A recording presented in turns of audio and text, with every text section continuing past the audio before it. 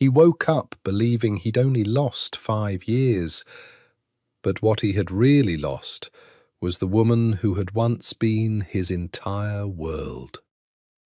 Now, every glance at the beautiful stranger called his wife awakens a love he can't explain, while a ruthless traitor hides behind the family he still trusts. As forgotten memories begin to return, Alessandro must uncover a truth powerful enough to destroy 2 Mafia dynasties before it's too late. You are listening to a story exclusively narrated on the Dark Romance Stories channel. Relax and step into a world where love, betrayal, hidden identities, and family secrets collide. If you enjoy emotional mafia romances filled with shocking twists, don't forget to like, subscribe to the channel, and leave a comment to support us. This content is the exclusive property of Dark Romance Stories. Please do not copy, reproduce, or re-upload it in any form. The first thing Alessandro Ferrante knew was the smell of antiseptic, and beneath it, the metallic ghost of his own blood. The second thing he knew was that a woman was crying somewhere close, quietly, the kind of crying a person does when they've trained themselves not to be heard. He opened his eyes. The ceiling was white. The light was too bright, and it hummed. Machines beeped in a rhythm that did not belong to him. His mouth was dry as ash. "Don't move," a man's voice said. "You're at Mount Sinai. You've been out for 3 days." Alessandro turned his head, and the movement sent a spike of pain down his neck. A doctor stood at the foot of the bed, chart in hand, flanked by 2 men in dark suits who were not doctors. He knew that instinctively. He knew the shape of men who carried guns under expensive tailoring, the way other people knew the faces of their friends. "There was an accident," the doctor said. "Your car went off the West Side Highway. It's a miracle you're alive." Alessandro tried to speak. What came out was gravel. "Water." One of the suited men moved before the nurse could. He poured from a pitcher, held the cup to Alessandro's lips with a tenderness that seemed foreign to his blunt hands. There was fear in his eyes. Not fear of Alessandro, fear for him. "Boss," the man said, "thank God." Boss. The word landed and found nothing to hold on to. "Who are you?" Alessandro asked. The man's face changed. It cracked just slightly, like ice under a boot. "It's me. Renzo. I've driven for you for 8 years. "I don't—" Alessandro stopped. He looked at his own hands lying on the white blanket. They were strong hands, scarred across the knuckles, a heavy platinum band on the left ring finger. A wedding ring. He stared at it as though it belonged to a corpse. "I don't know you." The doctor stepped forward and gently steered the conversation with the practiced calm of a man who has delivered bad news 1,000 times. "Mr. Ferrante, you've sustained a significant head injury. It's not uncommon after trauma like this to experience gaps." He paused. "Can you tell me your name?" "Alessandro Ferrante." That came easily. It was carved into him. "Good. Your age?" 30. A hesitation. Something wrong there, like a stare that isn't where your foot expects it. The doctor and Renzo exchanged a glance. "You're 35, Mr. Ferrante." The room tilted. 5 years. 5 years gone, as if they had never been lived. He reached back into himself for anything, a face, a date, a war. and touched only fog. He remembered his father's funeral. He remembered a rooftop in Naples and a promise made in the rain. He remembered being 30 and hungry and cold-eyed and certain of his enemies. He did not remember getting married. And yet the ring was on his hand, warm from his own body heat, undeniable. That was when the crying stopped. He turned toward the sound, and for the first time he saw her. She stood by the window with the grey New York morning behind her, and she was the most beautiful thing he had ever seen. And he was certain, with the strange, clean certainty of a man with half a life erased, that he had never seen her before. Black hair pulled back from a face that belonged on old coins, all cheekbone and sorrow. She wore a coat the colour of dried blood. Her eyes were red-rimmed and enormous and fixed on him with an expression he could not read, hope and grief and something harder underneath, something that had been broken and taped back together too many times to trust the mending. "Alessandro," she whispered. "Who are you?" he said. The words hit her like a slap. He watched them travel through her body, the flinch in her shoulders, the way her hand rose to her throat, the deliberate, terrible steadying of her face as she decided not to fall apart in front of the men with guns. "I'm your wife," she said. "I'm Camilla." The name meant nothing, and everything in him, some animal thing beneath memory, beneath thought, leaned toward her anyway, the way a plant leans toward a window it cannot see. "I don't remember you," he said, and hated the cruelty of it even as it left him, because he saw what it did to her. "No," Camilla said softly. She wiped her face with the back of her hand, a gesture too rough for someone so elegant.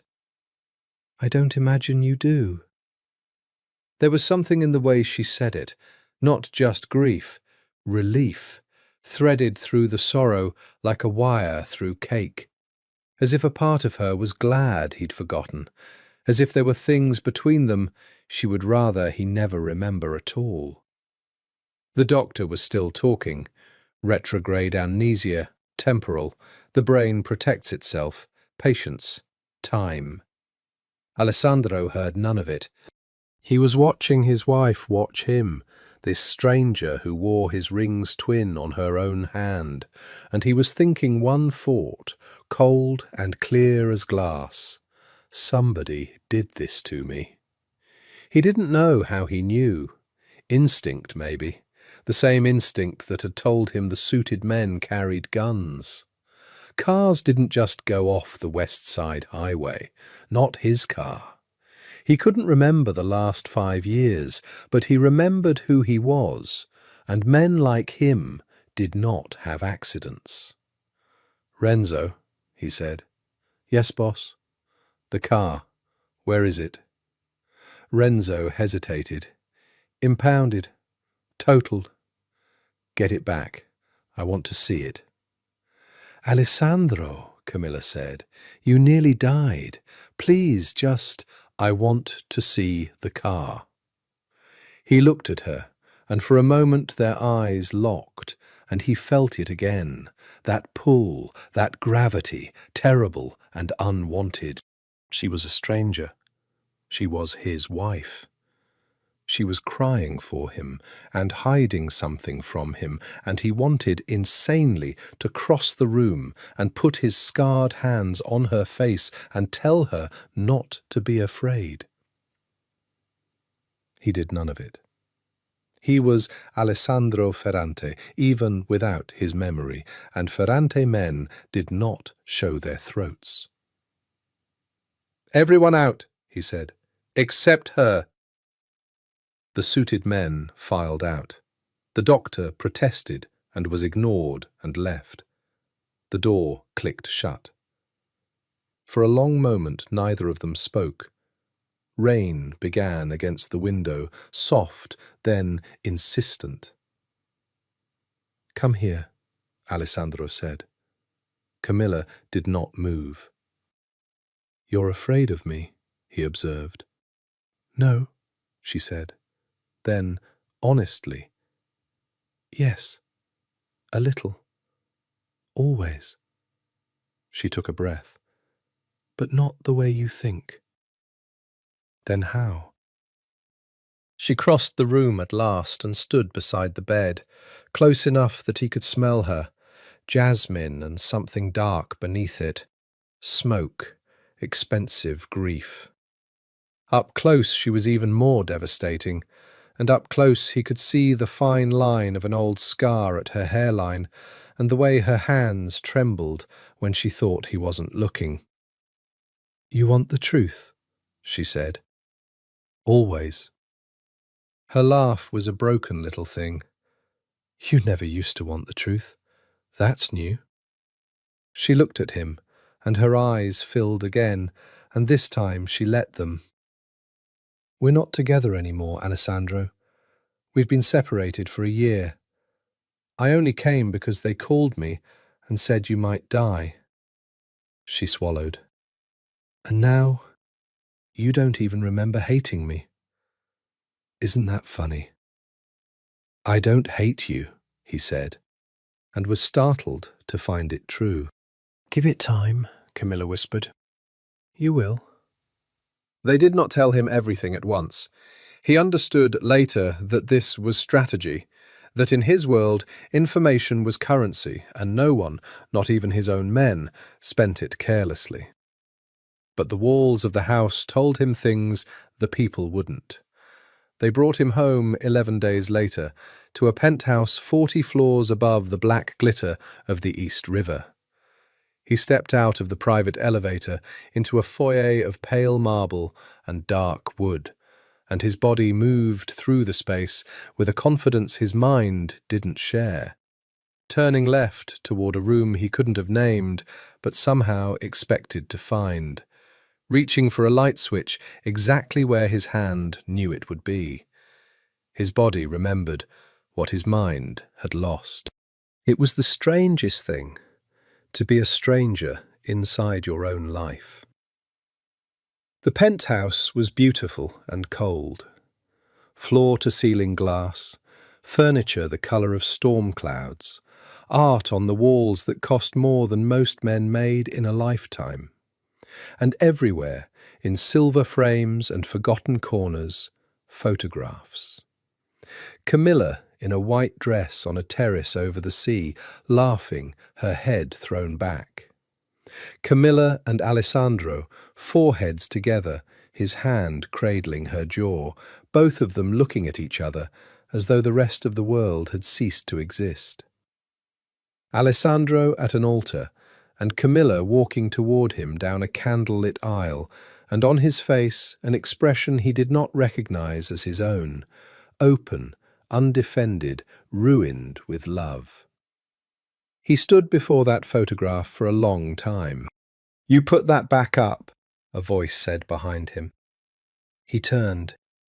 She stood in the doorway, having let herself in with a key she apparently still had, holding a paper bag of things from a pharmacy, his medications, the doctor's endless list. She wore black now instead of blood red, and it made her look like a widow. In a way, he supposed, she was. "It was here when I came home," he said. "You took them all down when I left," Camilla said. She set the bag on the counter. "Every one. Renzo told me. He said you had them boxed up and put in storage. He said you couldn't stand to look."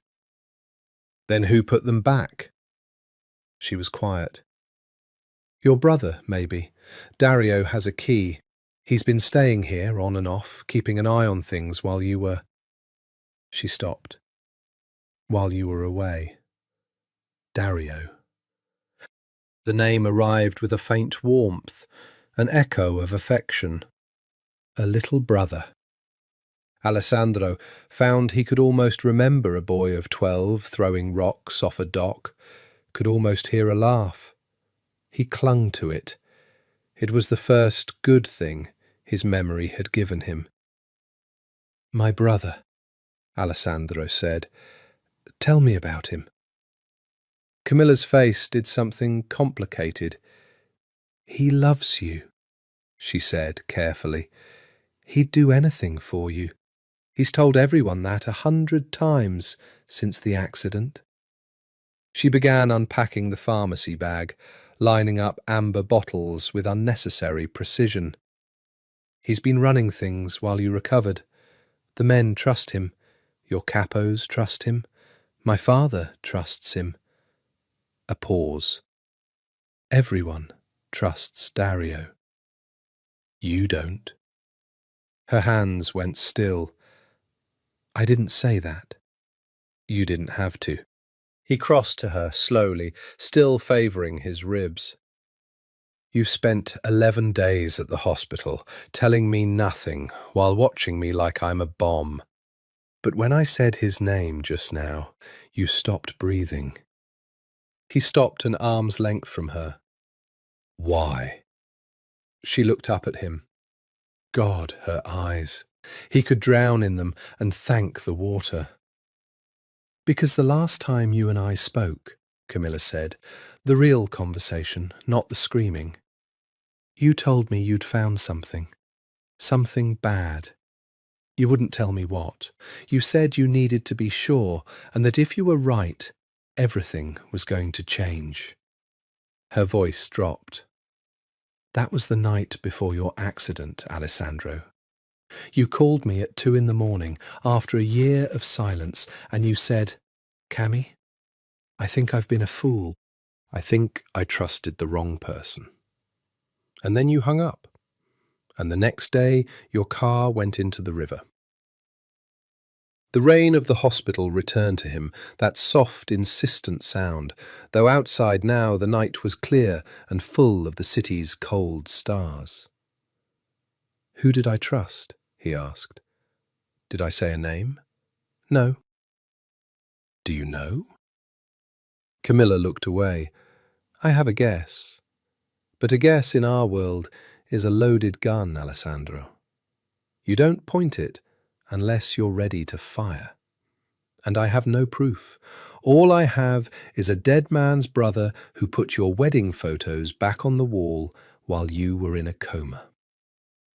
She shook her head. "Maybe I'm wrong. I want to be wrong." He wanted again to touch her. The wanting was becoming a constant thing, a low tide in him pulling. He didn't understand it. He'd known this woman, re-known her, for 11 days. And yet... "Why did we separate?" he asked. She flinched. "That's a long story. I have nothing but time and no memory. Tell me one true thing." Camilla was silent for a long moment. Then, "You broke my heart," she said simply. "And I broke yours back. We were two people from two families who were never supposed to love each other, and when the loving got hard, we didn't know how to do anything but hurt." She picked up her coat. "That's the true thing. Take your antibiotics with food, the blue one twice a day." She was at the door when he spoke. "Camilla." She stopped, back to him. "Stay." He didn't know where the word came from. It arrived from beneath memory, from the animal, from the part of him that leaned toward her window. Her shoulders rose and fell. "I can't," she said. "You don't remember why. Be grateful." And she was gone. Dario Ferrante arrived the next morning with the smile of a man who owns the world, and Alessandro knew him before he was announced. It was not memory, it was the body again, the way something in his chest loosened at the sound of the elevator, the way his hand relaxed on the arm of the chair. Blood recognizes blood beneath the reach of thought. Sandro. Dario crossed the room in 3 strides and pulled him into an embrace, careful of the ribs, fierce all the same. He smelled of cologne and cigarettes and cold winter air. When he pulled back, his eyes were wet. God, you look like hell. You look alive, though. That's the important part. Dario was younger, softer in the face, handsomer in the easy way of men who've never had to be feared to be obeyed. He had their father's charm, the charm Alessandro had never possessed. Where Alessandro was granite, Dario was water, finding every crack, filling every room, impossible to hold and impossible to resist. "They tell me you've been running things," Alessandro said. Somebody had to. Dario dropped into the chair opposite, spread his hands. "And badly, I promise you. The capos keep asking when the real boss comes back. Marchetti nearly wept when I told him you were awake. Actual tears, Sandro, from Marchetti." He laughed, then sobered. "How much do you remember?" "Nothing. The last 5 years are gone." Dario went still. Something flickered across his face. Grief, Alessandro thought. Or something wearing grief's clothes. "Nothing," Dario repeated. "You don't remember the wedding, the war with the Vitalis, Papa dying."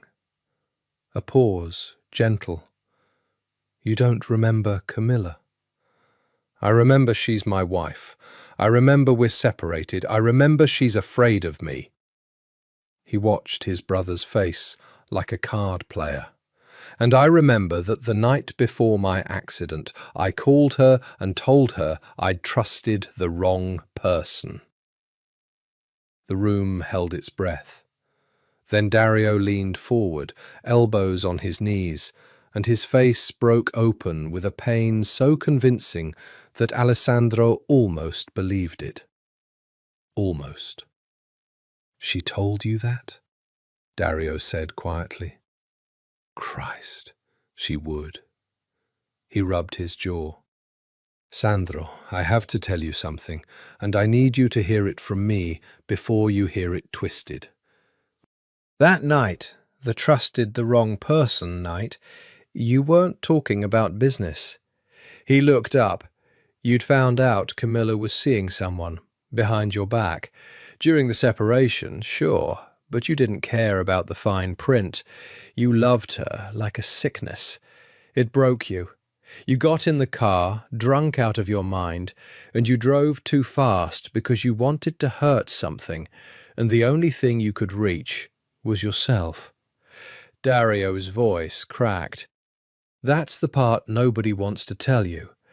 That's the part she doesn't want to tell you, because it makes her the reason you're in this chair." Alessandro sat very still. It was a beautiful story. It fit every crack. It explained her guilt, her grief, her strange relief that he'd forgotten. "Be grateful," she'd said. It explained the loaded gun she wouldn't fire. A woman doesn't accuse the brother. She protects herself. It was beautiful. And something in Alessandro, something older than the last 5 years, something that had kept him alive in a business that ate trusting men, did not believe a word of it. Because he had watched Camilla's face when she spoke of the trust he'd broken, and there had been no lie in it. Grief, yes. Fear. But not the shape of a woman caught. And because his own body, that traitor, that oracle, his own body had not loosened when Dario told the story. It had gone cold. The way it went cold, he was learning, when it smelled a gun in a room. "Who was she seeing?" Alessandro asked, keeping his voice flat. "Does it matter? He's nobody. It's over. Humour me." Dario spread his hands. "I don't have a name, Sandro. I have what you told me, drunk, the worst night of your life. Maybe you made it up. Maybe you were paranoid. All I know is you drove into a river. He stood, came around, put a hand on Alessandro's shoulder, warm, heavy, brotherly. Here's what I need you to do. Rest, heal. Let me carry the weight a little longer. And stay away from Camilla, because that woman is a wound that will not close, and you don't remember how deep it goes. He squeezed. You forgot her once, by accident. Let it be a gift. Let her go. Let her go. The words scraped against something raw. Alessandro thought of the photograph, his own face at the altar, undefended, ruined with love. A man doesn't look at a stranger like that. A man doesn't wear that face for a woman who is nothing but a wound. You're right, Alessandro said. I should rest. Relief moved through Dario's shoulders, subtle, quickly hidden. That's my brother. He smiled, and the smile was so warm, so real, that for a moment Alessandro doubted his own cold body. I'll handle the Vitales this week. Camilla's father wants a sit-down, wants to reaffirm the alliance now that you're back. I'll go in your place. You just breathe. No, Alessandro said. Dario blinked. I'll go to the sit-down. If I'm the boss goes. He met his brother's eyes and let nothing show. Set it up. For half a second, no longer, the warmth in Dario's face turned to something else, a calculation, a wall going up behind the eyes. Then it was gone, folded back into the charm, and Dario was laughing, clapping his shoulder, calling him a stubborn bastard, saying, of course, Papa would be proud. But Alessandro had seen it, the half-second, the wall. And when his brother had gone, Alessandro sat alone in the cold, beautiful room, among the photographs of a life he couldn't remember. And he understood two things with the clarity of a man who has been given the gift of seeing his life as a stranger sees it. 1. His brother was lying. 2. He was going to find out about every single day of the 5 years someone had tried to erase, and he was going to start with the woman in the blood-red coat. The Vitale mansion sat on the Gold Coast of Long Island, behind gates that had cost a fortune and hidden a fortune more. Alessandro rode out in the back of the armoured Maybach, with Renzo driving and the winter trees flashing black past the tinted glass, and with every mile he tried to summon the road, the house, the man he was going to meet, and got nothing but fog. Tell me about Don Vitale, he said. Renzo's eyes found his in the mirror. Salvatore Vitale, old school, Sicilian, ran half this coast before your father and he carved it up. The war between your families lasted 6 years and buried a lot of good men. A pause. Then you married his daughter, and the war ended. That marriage is the peace, boss. Everything holds because of it. Alessandro absorbed that. His marriage was not love, or not only love. It was a treaty. He was a treaty, and a treaty separated was a treaty fraying. And now that Camilla and I are apart, now everything's held together with spit and Dario's smile, Renzo said grimly. The old dons on both sides are nervous. A separated marriage is a broken alliance waiting to happen. Some men would profit from that break. His jaw tightened. He said no more, But Alessandro heard the shape of what he didn't say and filed it beside the half-second on his brother's face. The Maybach passed through the gates. Salvatore Vitale received him in a study that smelled of leather and old cigars and older money. He was a small man, made large by stillness, white-haired, black-eyed, with hands that had strangled the ambitions of stronger men. When Alessandro entered, the old Don studied him for a long, silent moment, and whatever he saw made his eyes narrow. "They told me you lost your memory," Salvatore said. "I didn't believe it. A man doesn't lose his memory the week after he starts asking dangerous questions. A man gets it taken." Alessandro sat without being invited, because a boss does not wait for permission. "You think my accident wasn't an accident?" "I think," Salvatore said slowly, "that you are either the luckiest man in New York or the unluckiest. And I have lived too long to believe in luck." He poured 2 glasses of something amber and old. "What do you remember, Ferrante?" "I remember I'm 30. I remember my father's funeral. I don't remember your daughter." He took the glass. "But I looked at a photograph of my own wedding, and I saw a man in love. So I'd like you to tell me the truth about my marriage, Don Vitale, because the version I got from my brother tastes like poison." Something moved in the old man's face, surprise, and then grudging respect. "Your brother," Salvatore repeated. "Yes, let's talk about your brother." He set down his glass and leaned back, and the study seemed to darken around him. "When you married my Camilla, I gave you my daughter and half my territory and my word, and you gave me peace. For 2 years it was good, better than good. I watched you look at her the way a man looks at water in a desert, and I thought, maybe the old hatreds die. Maybe our grandchildren won't carry guns." His mouth twisted. "Then it went wrong. Poison in her ear about you, poison in your ear about her, rumors. She was betraying you. You were planning to move on my territory. I was planning to move on yours. Every rumor a little knife, and every knife, when I traced it back," he looked at Alessandro, "led to the same hand."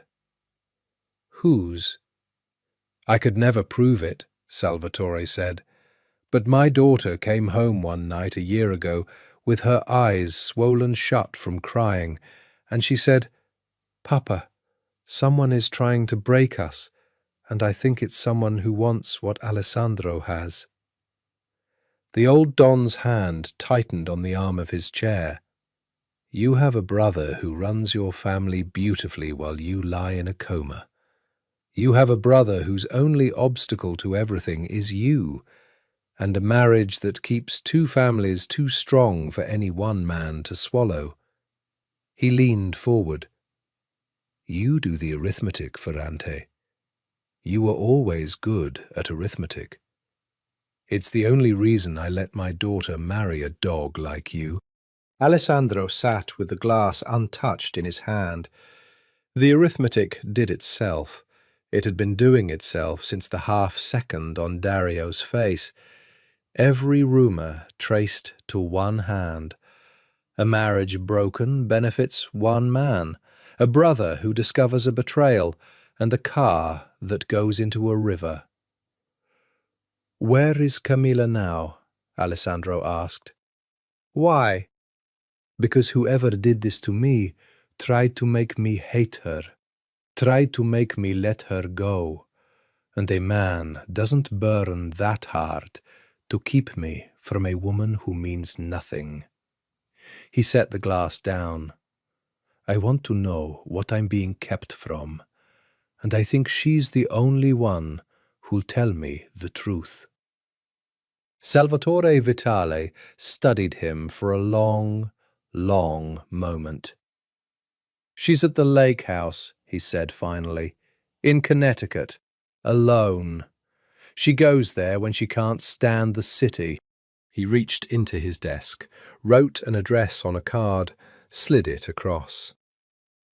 "You should know something before you go, Ferrante."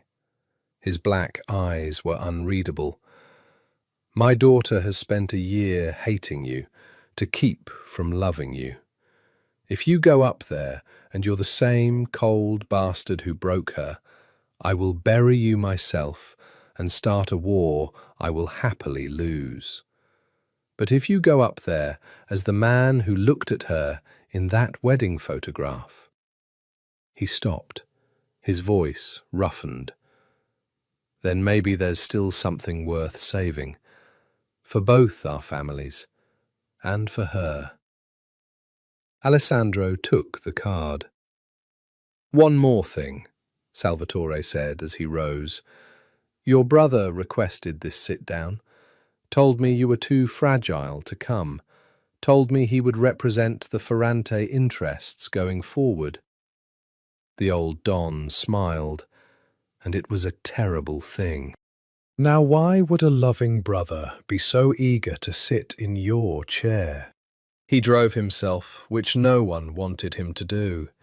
Renzo argued. The doctors, by phone, forbade it. Dario, when he heard, and Dario heard everything, which was itself a piece of the arithmetic, called 4 times, his voice sliding from concern to something with an edge. "You're not well enough. Let me send men. Where are you going, Sandro? Sandro, don't do anything stupid."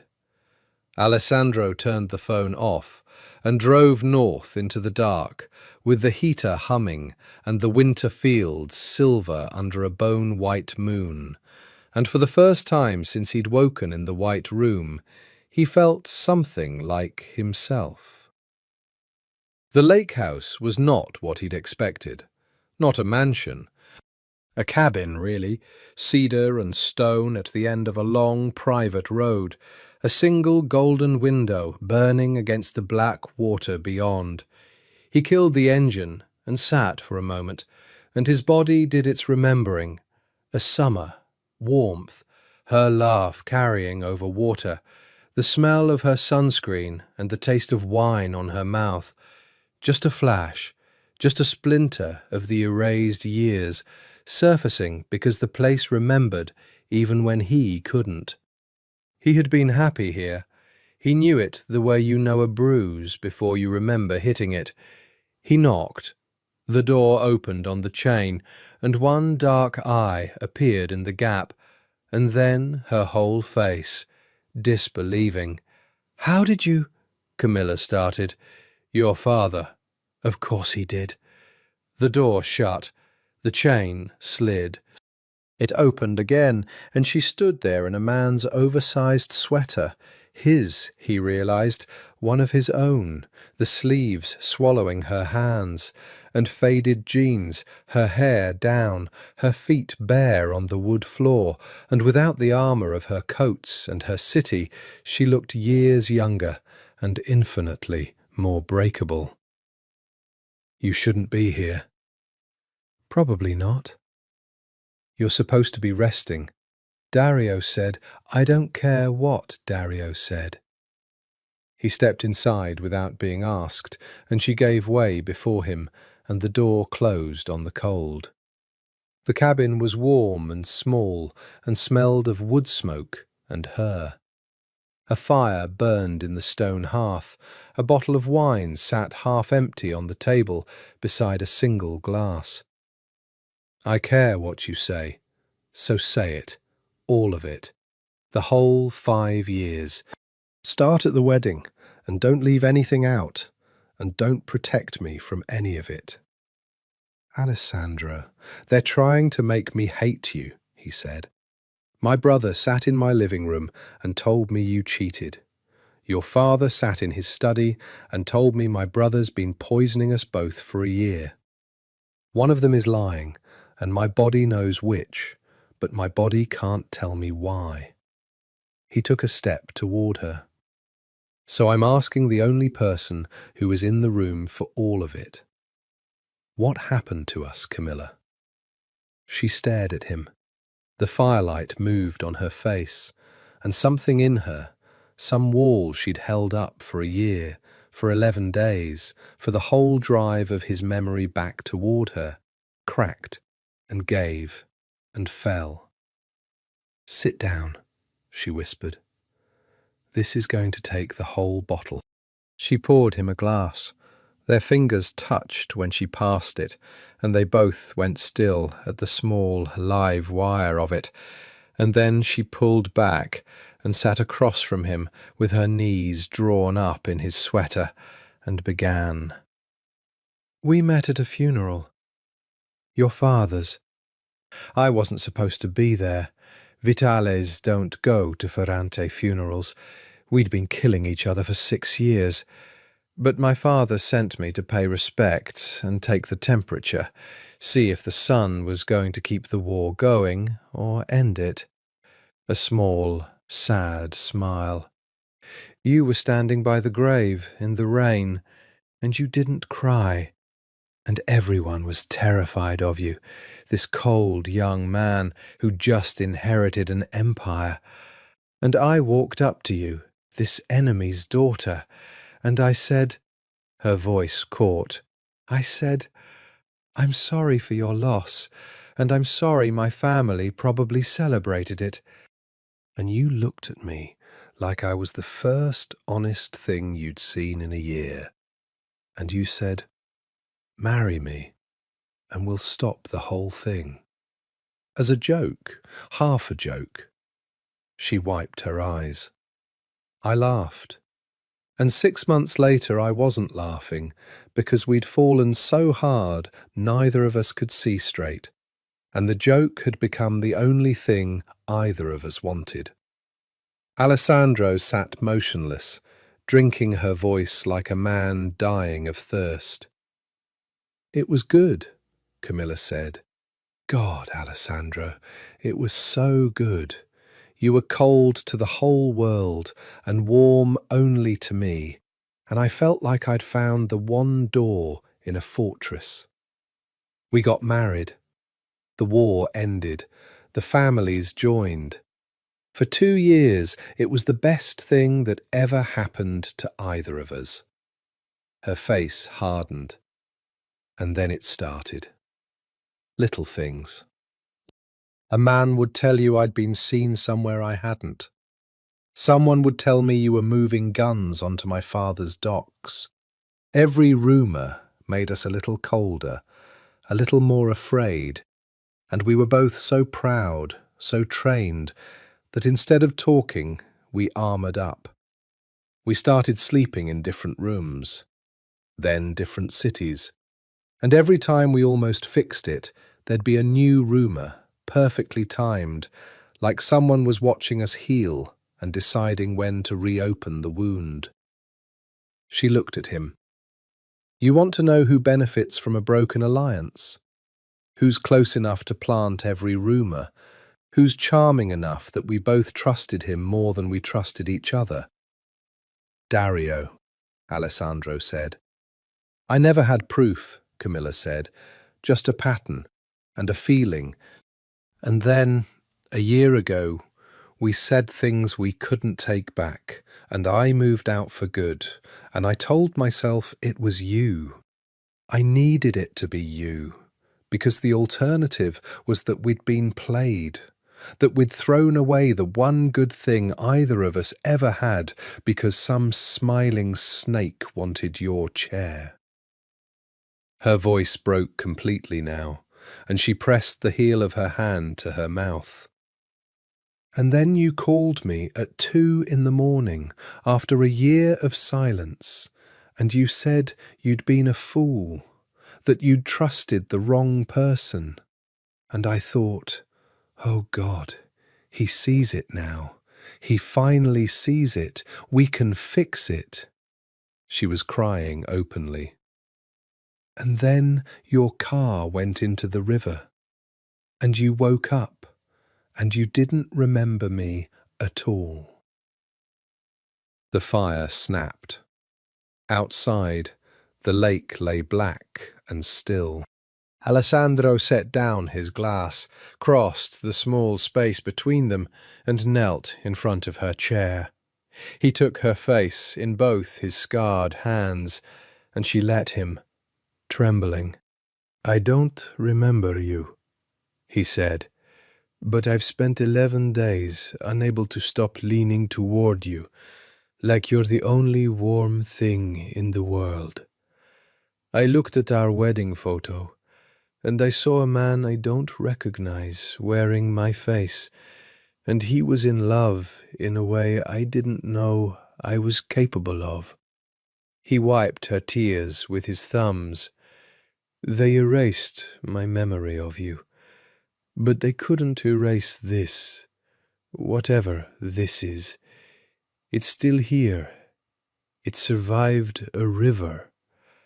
"Alessandro," she whispered, "I'm going to find out what my brother did," he said, very quietly, very cold. "And then I'm going to make him wish the river had finished the job on me instead." And then, because his body remembered even when his mind couldn't, because 5 erased years of loving her lived in his hands and his mouth, and the low tide always pulling him toward her window, he kissed her. She kissed him back, like a woman surfacing from underwater. There was a moment, the first breath of it, when she went rigid, when a year of hurt and 11 days of grief and the terrible logic of self-preservation all stood up at once and told her to push him away. He felt it. He was ready to let her go. He would have let her go. Then she made a small sound against his mouth, a sound like something breaking loose, and her hands were in his hair, and she was pulling him closer instead of away, and the wall came down for good. He rose and lifted her with him, ignoring the protest of his ribs, and she wrapped her legs around him as if her body had done it 10,000 times, because it had, he understood, in the erased years, and her body remembered too. They were two people relearning a language neither had forgotten. He carried her toward the fire and set her down on the thick rug before it, and looked at her in the gold light, flushed and open and undefended, and he thought, This is what they tried to take from me." "Wait," she gasped, and he stopped instantly, every muscle stilling. "Whatever you want," he said, "or don't want." She stared up at him, searching his face. "You don't even remember me," she whispered. "How can you—" "I don't remember you," he said, "but I know you." He pressed his forehead to hers. "I know you drink alone when you can't stand the city. I know you wear my sweater when you tell yourself you hate me. I know you came to a coma you could have walked away from. I know your body fits mine like it was cut from it." He kissed the corner of her mouth. "I don't need 5 years of memory to know you, Camilla. I need about 5 more minutes." She laughed, a wet, ragged, astonished laugh, and pulled him down.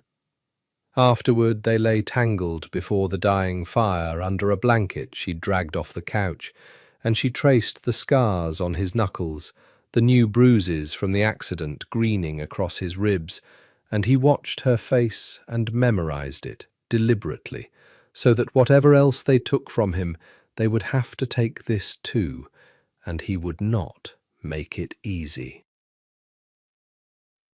"They'll know you came here," Camilla said quietly. "Dario has men everywhere. He'll know you saw my father. He'll know you saw me." "Good. Let him sweat." "Alessandro."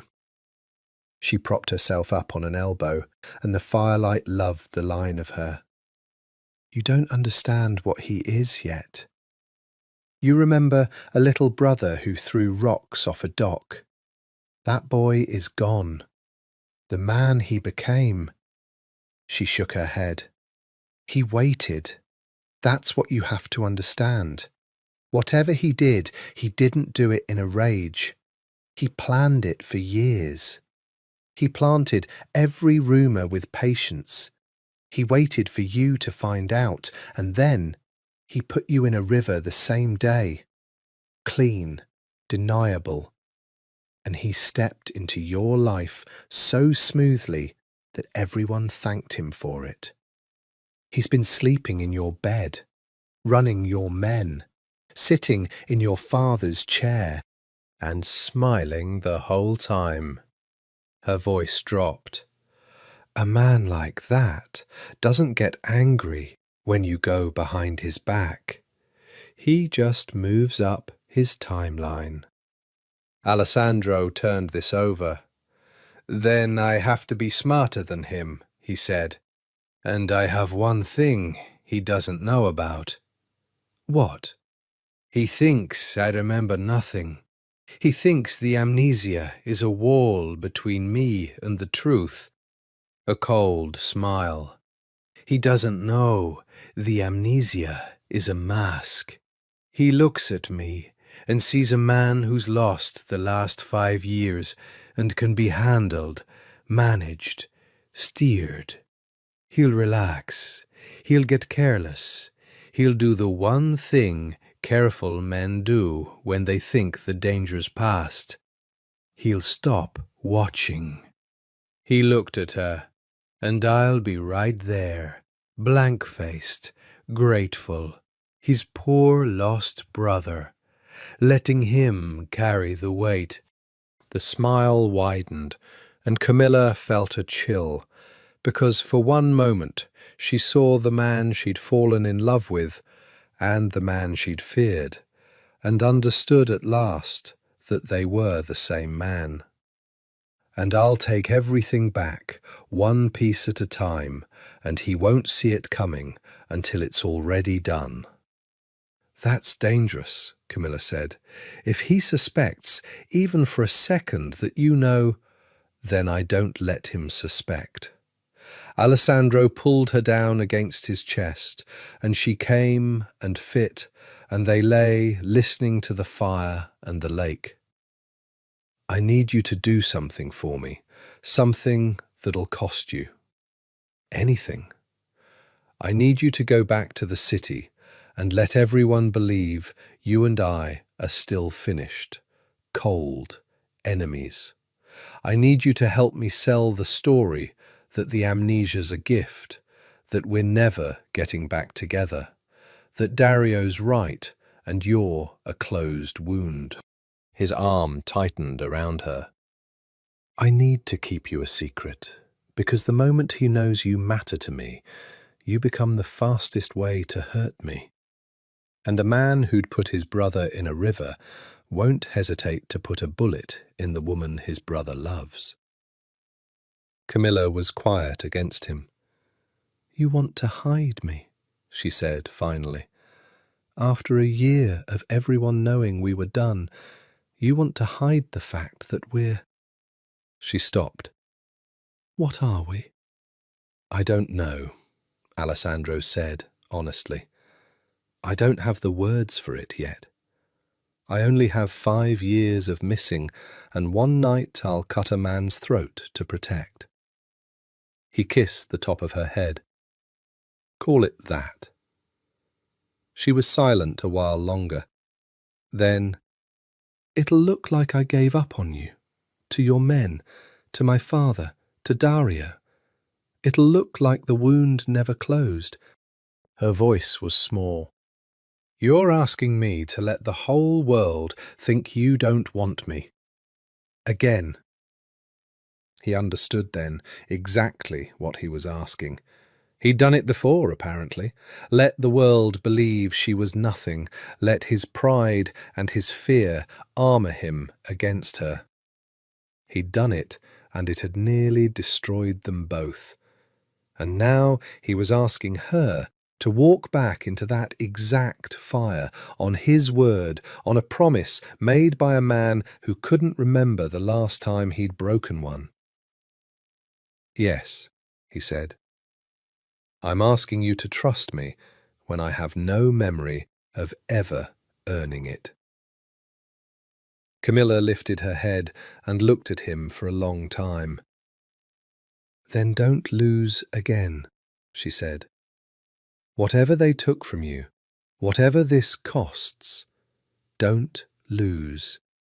Because I have spent a year rebuilding a heart around your absence, Alessandro Ferrante, and I will not survive doing it twice." "I won't lose," he said. And in the firelight, in the small, warm house at the edge of the black water, he believed it. And so, God help her, did she. Alessandro Ferrante went back to the city and began to lie for his life. It was easier than it should have been. That frightened him a little. How naturally the cold came back, how readily his face closed. He suspected it was the truest thing his body remembered, not love, but concealment, the boss's mask, the granite that had kept him alive. He let Dario find him distant and dependent. He asked his brother's advice and appeared to take it.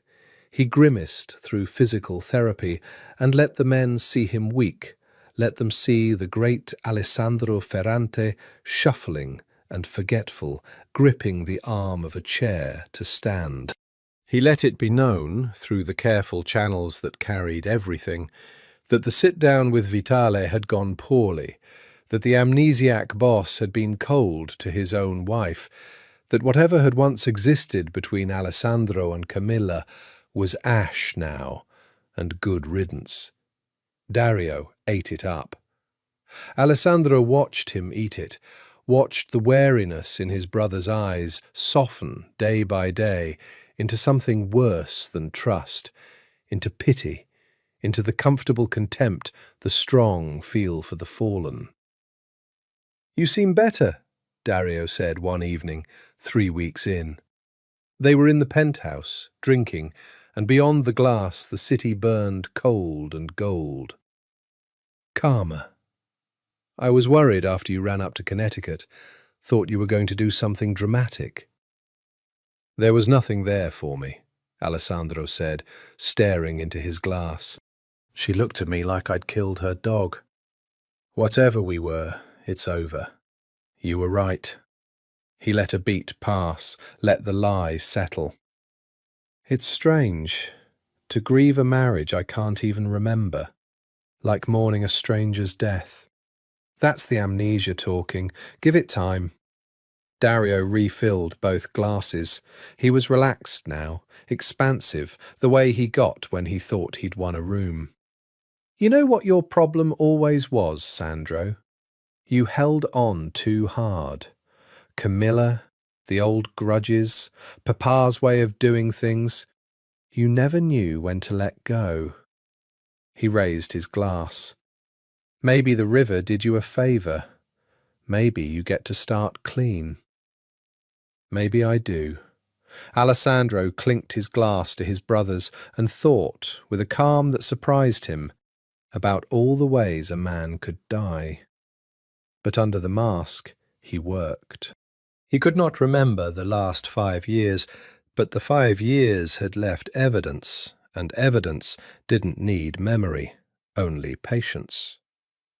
He started with Renzo, whom his cold body trusted, and who wept the first time Alessandro said quietly in the back of the Maybach, "I know it wasn't an accident, and I know you know too, and I need you to be my memory." Renzo told him everything. The rumours, the timing, the men who'd carried the poison, the way Dario had positioned himself, capo by capo, favour by favour, over 5 patient years. The night of the accident, How Alessandro had left a meeting looking like a man who'd seen a ghost. How he'd sent everyone away. How he'd insisted on driving alone. And how the brakes, Renzo was sure, though he could never prove it, the brakes had been the reason a careful driver went into a river. There was a mechanic, Renzo said. Tommy Bianco did work on the fleet. He disappeared 2 days after your accident. Nobody's seen him since. His hands tightened on the wheel. If your brother had the brakes cut, Tommy's the one who'd have done it, and Tommy's either in the wind or in the ground. Find out which, Alessandro said. He worked in the dark, through Renzo, through Camilla's father's quiet network, through the seams of his own organization, where loyalty to the old boss still ran deeper than convenience. And every day he wore the mask, and every day Dario relaxed a little more, and every night, this was the hardest part, the part that cost him, he did not call Camilla. Because Dario's men watched his phone, and a secret is only a secret until it becomes a habit. He saw her twice in those weeks, both times arranged with the paranoid care of a man moving nuclear material. Once in a parking garage on the Lower East Side, 20 stolen minutes in the back of a borrowed car, her mouth desperate on his, both of them saying nothing that mattered because everything that mattered was too dangerous to say. Once in a hotel, under a name that wasn't his, 4 hours that felt like 4 minutes, and afterward she'd cried, and he'd held her, and she'd said, "I hate this. I hate pretending you don't want me." And he'd said, "It's the pretending that keeps you alive." And neither of them had slept. "He's going to make a move," Camilla told him in the dark of that hotel room. "The alliance is his whole game. As long as it holds, no single family can move on the territory. But if it breaks, if your family and mine go back to war, he'll have an excuse to consolidate, to take total control for the good of the family, to become the only Ferrante that matters." She traced his jaw. "He needs a war, Alessandro, and a war needs a spark." "What spark?" "I don't know. Something that makes my father believe your family betrayed him, or makes your men believe mine did." She shivered. "Something big enough that nobody stops to ask who lit the match." Alessandro lay in the dark and thought about sparks and matches and patient men. "Then I have to move first," he said, "before he lights it. I have to have enough proof to put in front of the old dons, mine and yours, before he can sell them a war." He stared at the ceiling. "I need the mechanic. Alive. I need someone to say out loud in a room full of men who matter that Dario Ferrante cut his own brother's brakes." He turned to her. "And I need one more thing, and you're not going to like it." "Tell me." "I need to make him think he's already won," Alessandro said. "I need to give him the war he wants, but on my terms, in a room I control, at a moment I choose. I need to walk into his trap on purpose." His hand found hers in the dark. Because a patient man only stops watching when he thinks the game is already over. And I need him to stop watching for exactly 1 minute. They found Tommy Bianco in Newark, alive, which surprised everyone, including Tommy. He'd run the moment the accident hit the news, not to the wind exactly, but to a cousin's basement in the Ironbound, waiting to see whether the great Alessandro Ferrante would live or die, and whether either outcome would come looking for him. When Renzo and two of Alessandro's most trusted men came down the basement stairs, Tommy Bianco wet himself, which Renzo reported to Alessandro with grim satisfaction. They didn't hurt him. That was Alessandro's order, and it surprised his men, who remembered a boss less merciful. But Alessandro understood something about frightened men that his brother, for all his patience, did not. A man tortured will say whatever stops the pain, and a man protected will say the truth to whoever holds the shield. So they brought Tommy Bianco to a warehouse in Red Hook that Alessandro owned through 4 shell companies, and they gave him a chair and a sandwich and a bottle of water, and Alessandro sat across from him and took off the mask. "Look at me," Alessandro said quietly. Tommy looked, and whatever he saw, the cold, the certainty, the total absence of the fumbling amnesiac the whole city had been laughing at, made him go pale. "They said you lost your mind in the crash," Tommy whispered. "They said you didn't remember nothing." "They said what I wanted them to say." Alessandro leaned forward, forearms on his knees. "Here's your situation, Tommy, and I'm only going to lay it out once, so listen. My brother had you cut my brakes. You did it. That makes you a dead man twice over. Dead if I want you dead for putting me in a river, and dead if Dario wants you dead for being the only man alive who can tie the river to his hand." He let that land. "You've spent 6 weeks in a basement waiting to find out who kills you first. I'm here to offer you a 3rd door." Tommy's throat worked. "What door?" "You tell the truth, on tape, in front of witnesses, and in front of the men who matter when the time comes."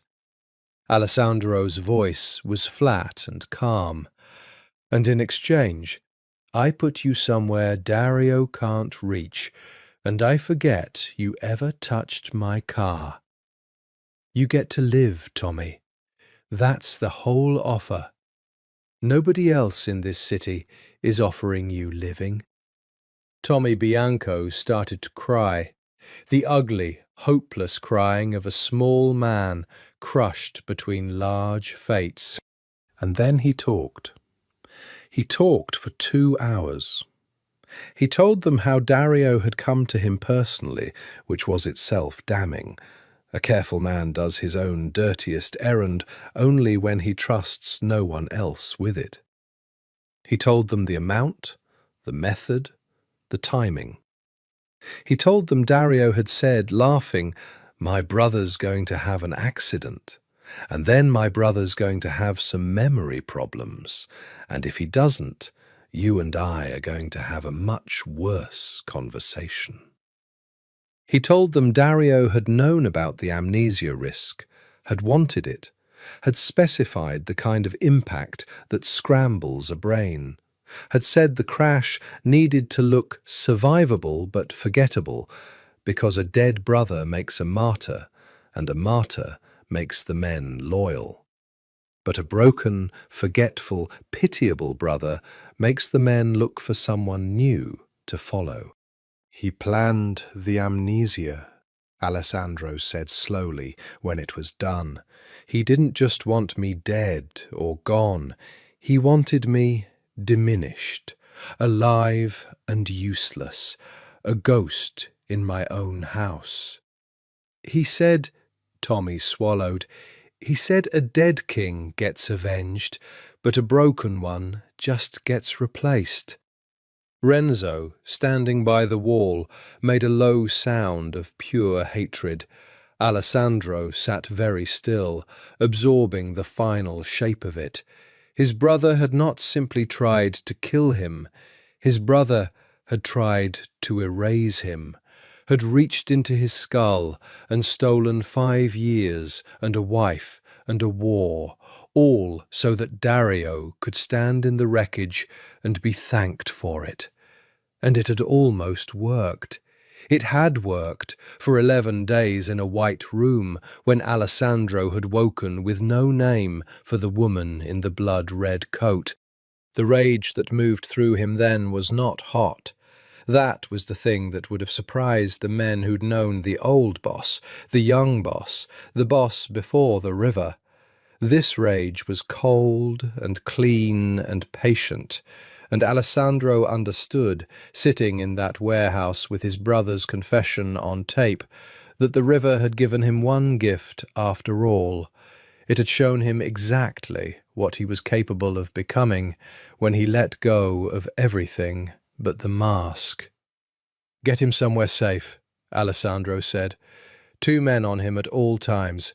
He doesn't make a call. He doesn't order a pizza. If Dario finds him before I'm ready, everything we just got dies with him." "Where?"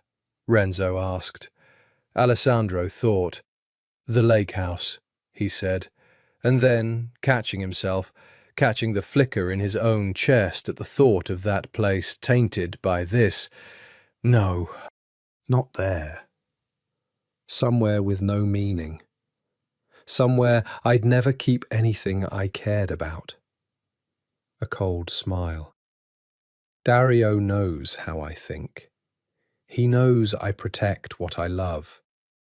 So I'll hide the most valuable thing I have in the one kind of place I'd never protect anything. A nothing place. A motel off the turnpike. Cash.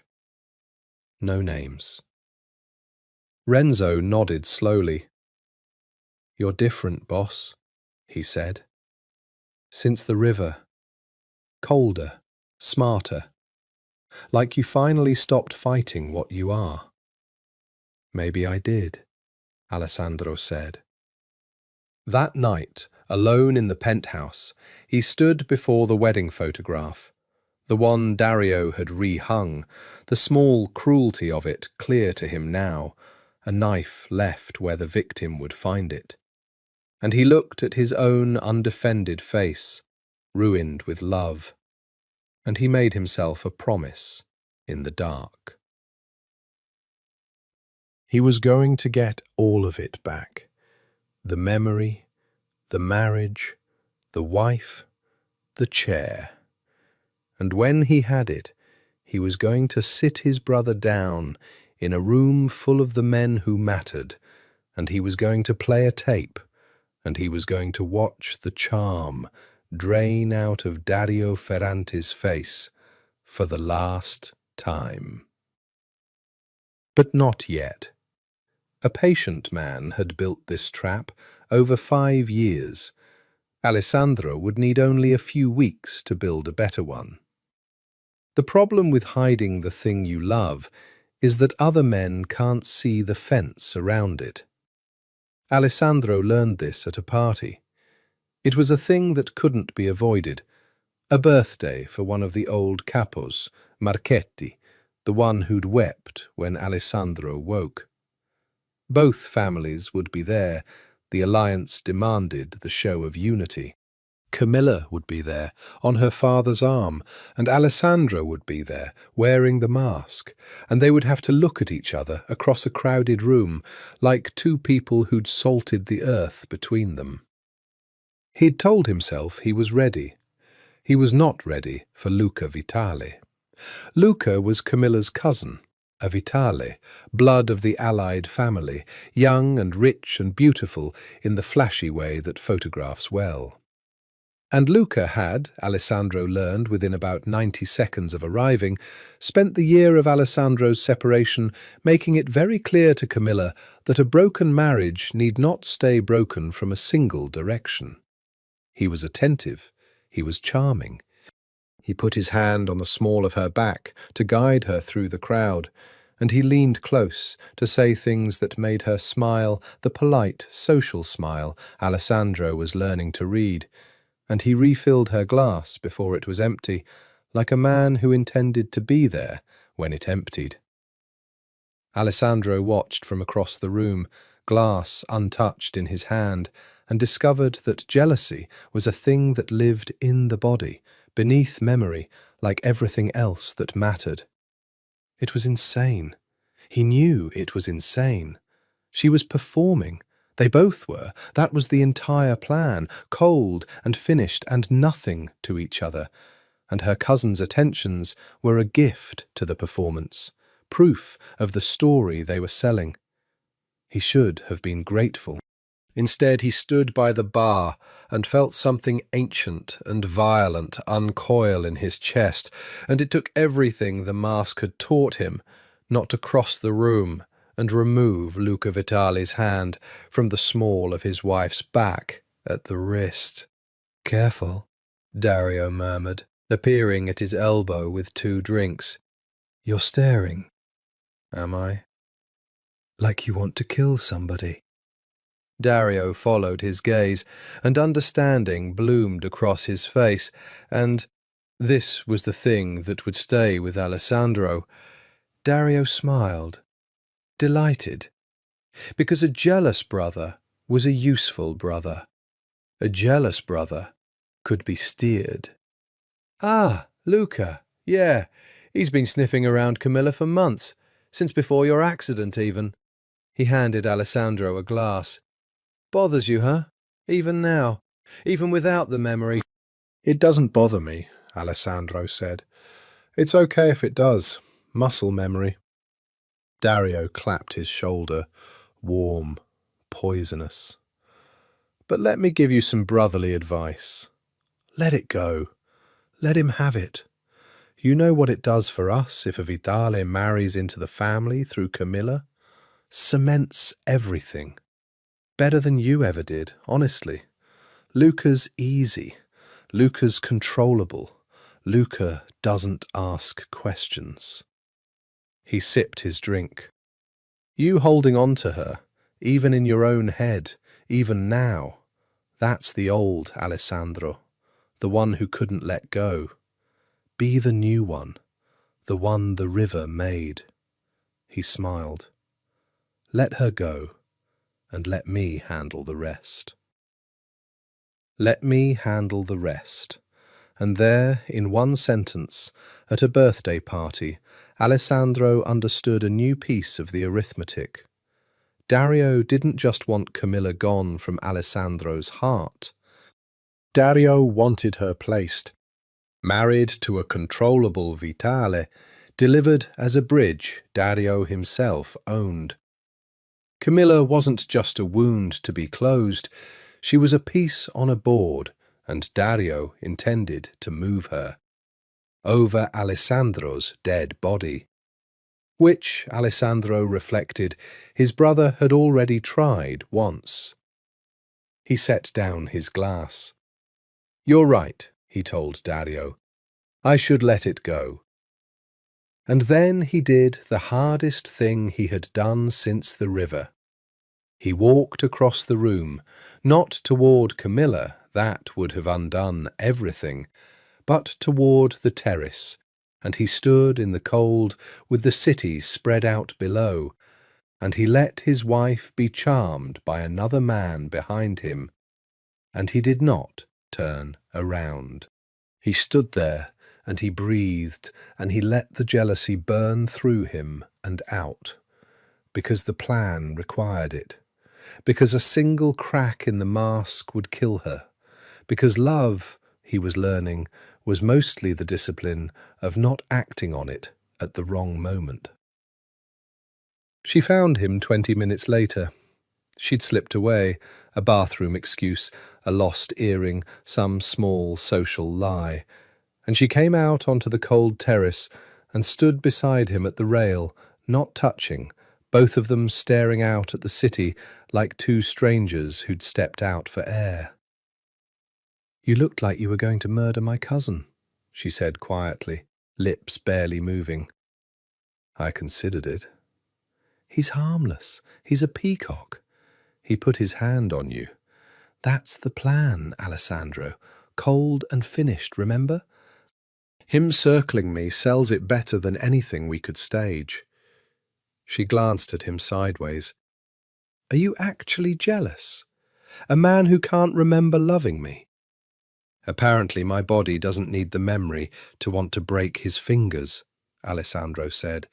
It's very consistent about you. It's the one thing I can rely on. Camilla laughed, a soft, real laugh, quickly hidden. And for one dangerous moment, alone in the cold with the whole party glittering behind glass, they simply stood there, two people who could not touch, wanting nothing on earth but to touch. Your brother told me to let you go, Alessandro said. He wants you married to Luca, a Vitale he can control. He's not just breaking us, he's reassigning you. The laugh died on her face. Then he really is going to move soon, she said. He's already casting the next act. She turned from the rail. I have to go back in before I'm missed. Don't watch me leave. She started for the door, then paused, and without looking at him, so quietly he almost missed it under the wind. For the record, my body's consistent about you too. It always has been. That's the whole tragedy. And she went back inside, back to her cousin and her father and the performance, and Alessandro stood alone in the cold, and understood that the hardest part of the plan was not going to be outwitting his brother. It was going to be watching, night after night, while the world tried to give his wife to another man, and doing nothing, and smiling, and waiting for the 1 minute when he could finally stop. The memories came back in splinters. The doctors had told him they might. Retrograde amnesia is not always permanent, the neurologist had said. Sometimes, with a strong enough trigger, a smell, a place, a shock, fragments return. Rarely all at once, usually in pieces, out of order, unreliable. Alessandro had nodded and filed it away, and then he'd forgotten about it, because his whole strategy depended on the amnesia being a fixed wall and not a melting one. Then the splinters began. The first came at the lake house, the flash of summer, her laugh over water.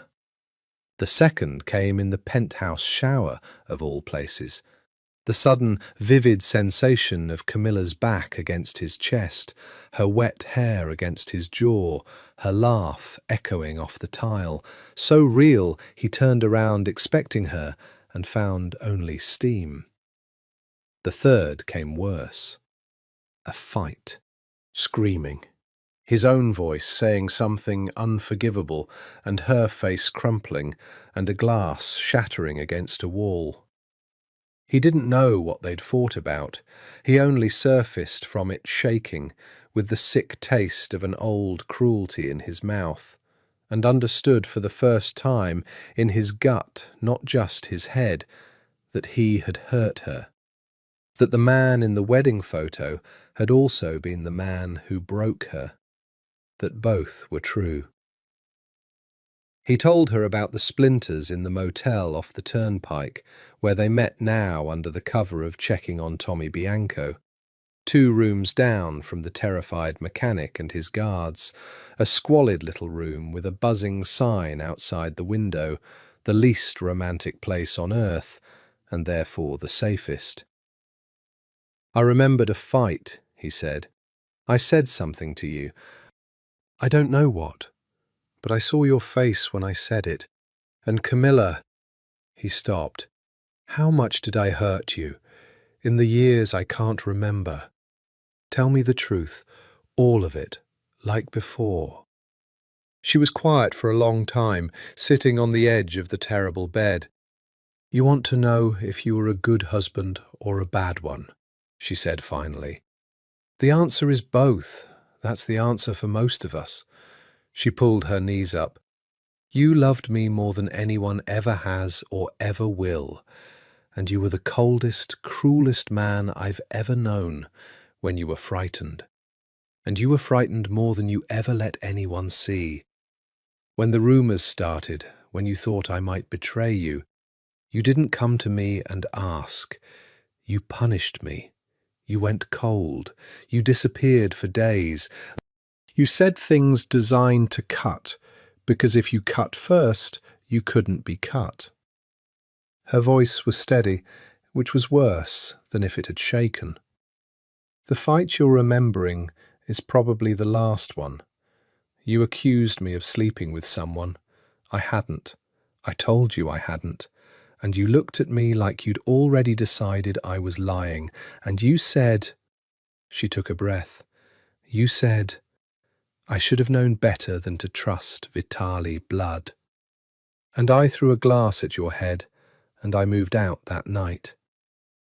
Alessandro closed his eyes. Vitali blood, he repeated. I said that to you. You said a lot of things. So did I.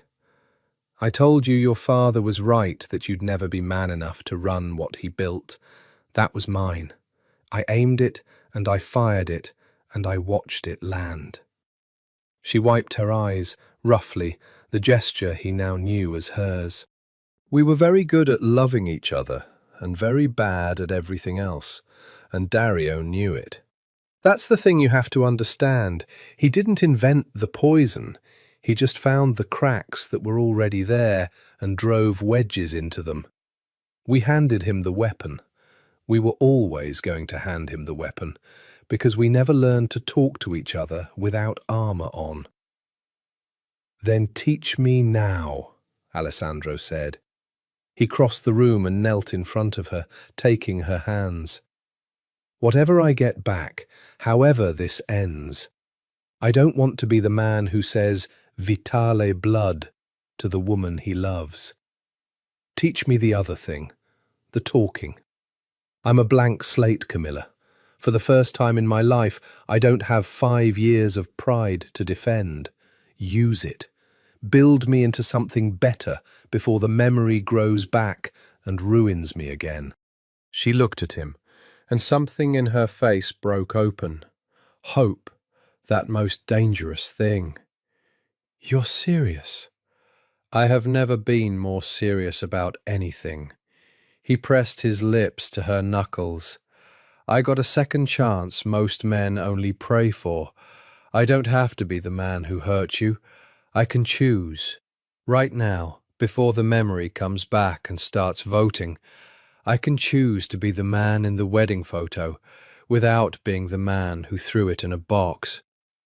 Camilla started to cry, and this time she let him hold her while she did it. And it was the first time in the whole ruined history of them, she told him later, that she had ever cried in his arms instead of hiding it. They stayed the night in the terrible motel, and they didn't touch, not that way. They just talked, the way they'd never learned to, about small things and large things, about her mother who'd died young and his father who'd been a monster, about what they'd wanted before the families and the guns and the war, about children, which they had never dared discuss and now did, tentatively, in the dark. And somewhere in that long, ugly, beautiful night, Alessandro understood that the amnesia hadn't only cost him, it had also freed him. For exactly this long, this narrow window, from the accumulated weight of every mistake, and given him the impossible chance to fall in love with his wife again as a better man. He was not going to waste it. But even as he held her, a colder part of him kept its own counsel, because the splinters were coming faster now, and one of them, he knew, was the memory of whatever he'd discovered about Dario, the thing that had put him in the river. When that splinter came back, it would either save them or damn them, depending on what it was and how much of it survived. He just didn't know it would come back at the worst possible moment. Dario made his move on a Tuesday. Alessandro should have known it would be a Tuesday. His brother had always liked the unremarkable. A careful man does his loudest work on the quietest days. It came disguised as good news. Dario called a family meeting, the inner circle, the capos, the men who mattered, ostensibly to celebrate Alessandro's recovery and to discuss the future of the Vitale alliance. Alessandro, wearing the mask, playing the grateful convalescent, sat at the head of the table that was still technically his, and watched his brother stand up to speak with a face full of warmth and sorrow. "Brothers," Dario began, spreading his hands to the table. "Friends, 6 weeks ago I nearly lost the only family I have left." His voice caught beautifully. "Some of you have asked me, quietly, whether Alessandro is still fit to lead, whether a man who can't remember the last 5 years can hold what our father built." He let the murmur ripple. "I've defended him every time, because he's my blood, because I love him." Alessandro sat still and let the knife come. "But," Dario continued, and there it was, the pivot, the patient man's but. "Love means telling hard truths. And the hard truth, brothers, is that the Vitale alliance is dying. Salvatore doesn't trust us anymore. You all felt the cold at Marchetti's party. The marriage that held everything together is finished, and this morning—" he reached into his jacket, and Alessandro's whole body went to ice. "This morning I received this." He laid a photograph on the table. It was grainy, long lens, unmistakable. Alessandro and Camilla in the parking garage on the Lower East Side, her mouth on his hands in her hair. One of their stolen 20 minutes, documented. The table went silent. Alessandro's mind moved very fast and very cold. Dario knew. Of course Dario knew. A careful man watches everything, and Alessandro had let himself believe the garage was safe because he'd needed it to be safe. His brother had known for weeks and said nothing, hoarding the photograph like a card, waiting for the loudest quiet Tuesday to play it. But why now? Why play it here, in front of the men? Because, Alessandro understood in the next breath, the photograph was the spark, not evidence of love, a weapon. Dario turned to the table, with grief carved into his face. "My brother," he said softly, "has been secretly seeing Camilla Vitale for weeks, while telling all of us, telling Salvatore Vitale himself, that the marriage is over. Do you understand what that means?" He looked around the table. "It means Alessandro has been lying to the Vitales. It means when Salvatore sees this, and he will see this, these things always surface, he'll believe the Ferrantes played him, pretended the marriage was dead to lull him, while secretly keeping the hooks in his daughter. He'll think it's a manipulation, a prelude to a move on his territory." Dario's voice dropped to a mournful hush. "He'll think we're about to go to war, and he'll strike first." And there it was, the whole machine laid bare. Dario would send that photograph to Salvatore Vitale, wrapped in exactly that story. "Your son-in-law has been playing you." And Salvatore, proud and old and primed by a year of poison, would believe it, and the alliance would shatter, and the war Dario needed would light itself, and Dario would stand in the ashes, offering to lead the family through the crisis he had manufactured. The photograph wasn't blackmail. It was arson. "So I have to ask," Dario said, turning at last to Alessandro, and his eyes were wet and warm and utterly without mercy. "Brother, is it true? Have you been seeing her?" Every man at the table looked at Alessandro. This was the trap. If he denied it, the photograph called him a liar and a fool. If he admitted it, he confirmed Dario's story and handed him the war. There was no answer that didn't feed the machine. His brother had built a room with no doors. Except Alessandro looked at the photograph. He looked at his brother's grieving, victorious face, and beneath the mask, in the cold, clean place the river had given him, he understood that Dario had made exactly one mistake. The mistake of the patient man who thinks he's already won. Dario had shown his hand a beat too early. Because to build this trap, Dario had to admit in front of every capo that he had been surveilling his own brother. Long lens photographs, weeks of watching. A loving brother doesn't hire men to photograph the boss.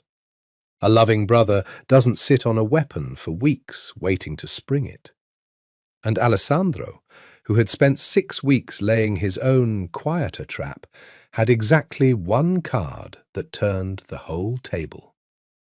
He just couldn't play it yet. Not here. Not without the tape, without the mechanic, without Salvatore in the room to hear it. If he played it now, half-cocked, Dario would kill Tommy Bianco before morning, and the only proof would die in a motel off the turnpike. So Alessandro did the last thing anyone expected. He laughed.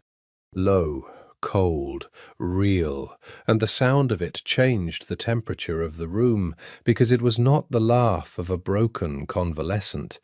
Men who'd known the old boss went still. "You've been photographing me," Alessandro said quietly. "For weeks. Long lens. Multiple locations." He picked up the photo, studied it, set it down. "That's a lot of money, and a lot of men, Dario, spent watching your own brother. The brother you love. The brother you've been defending." He let his gaze travel the table, and he watched the capos' faces do the arithmetic he'd already done. Ask yourselves why a grieving brother needed a surveillance team on the boss he claims is too broken to lead. Dario's smile flickered, the half-second again, the wall behind the eyes. "I was worried about you," Dario said. "After you drove up to Connecticut half dead, You had me followed the day I woke up," Alessandro said. It was a guess. It landed. He saw it land in Dario's throat. "Yes or no in front of the men, brother? Did you have me followed from the hospital?" The room waited, and Dario, cornered, made the small recovery of a great liar. He let his face fall into wounded love. "Yes," he said. "God help me, yes. Because I was terrified you'd do something to get yourself killed. Because I already almost lost you once." He turned to the table, and the warmth flooded back, and half the room softened. Because that was the terrible gift of Dario Ferrante. Even cornered, even lying, he could make grief look like the truth. "I'm sorry, Sandro. I should have told you. I was only trying to keep you safe."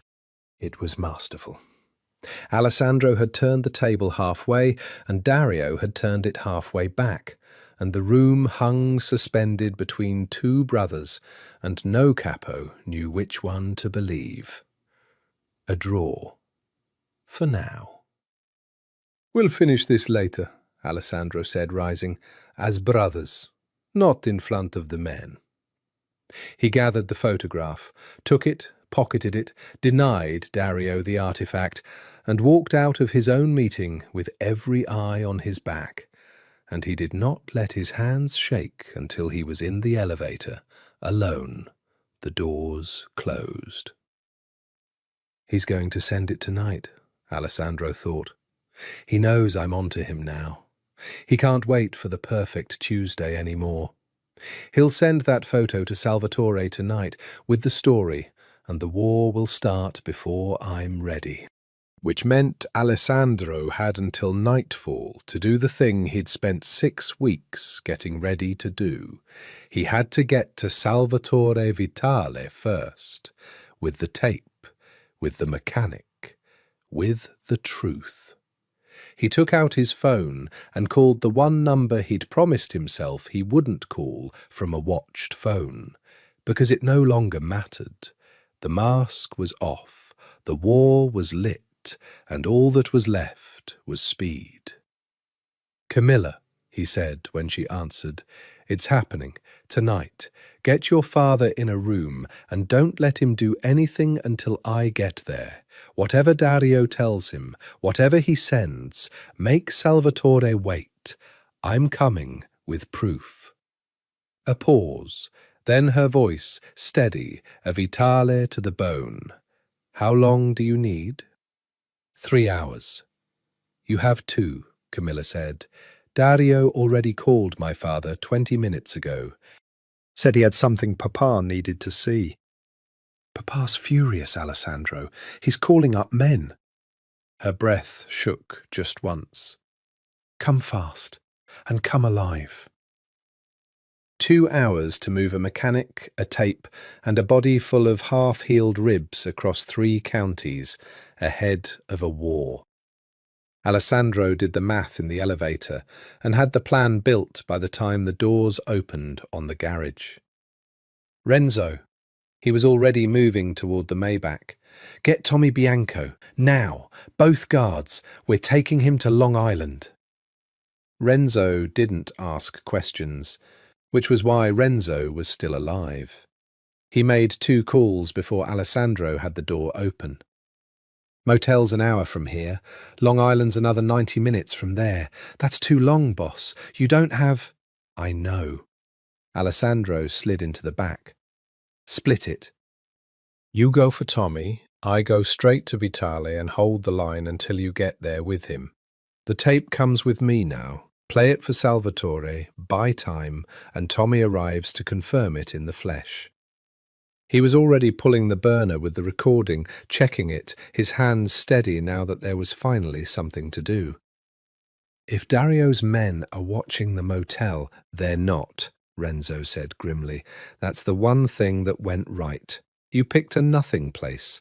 He never looked at nothing places." A hard smile. "You outthought him on that one weeks ago." They peeled out of the garage into the failing light. The drive was the longest of Alessandro's remembered life. The city gave way to the parkway to the Gold Coast, the winter dark coming down fast and total. And somewhere on the Long Island Expressway, with the tape in his pocket and his brother's arson racing him to the same house, the splinter came.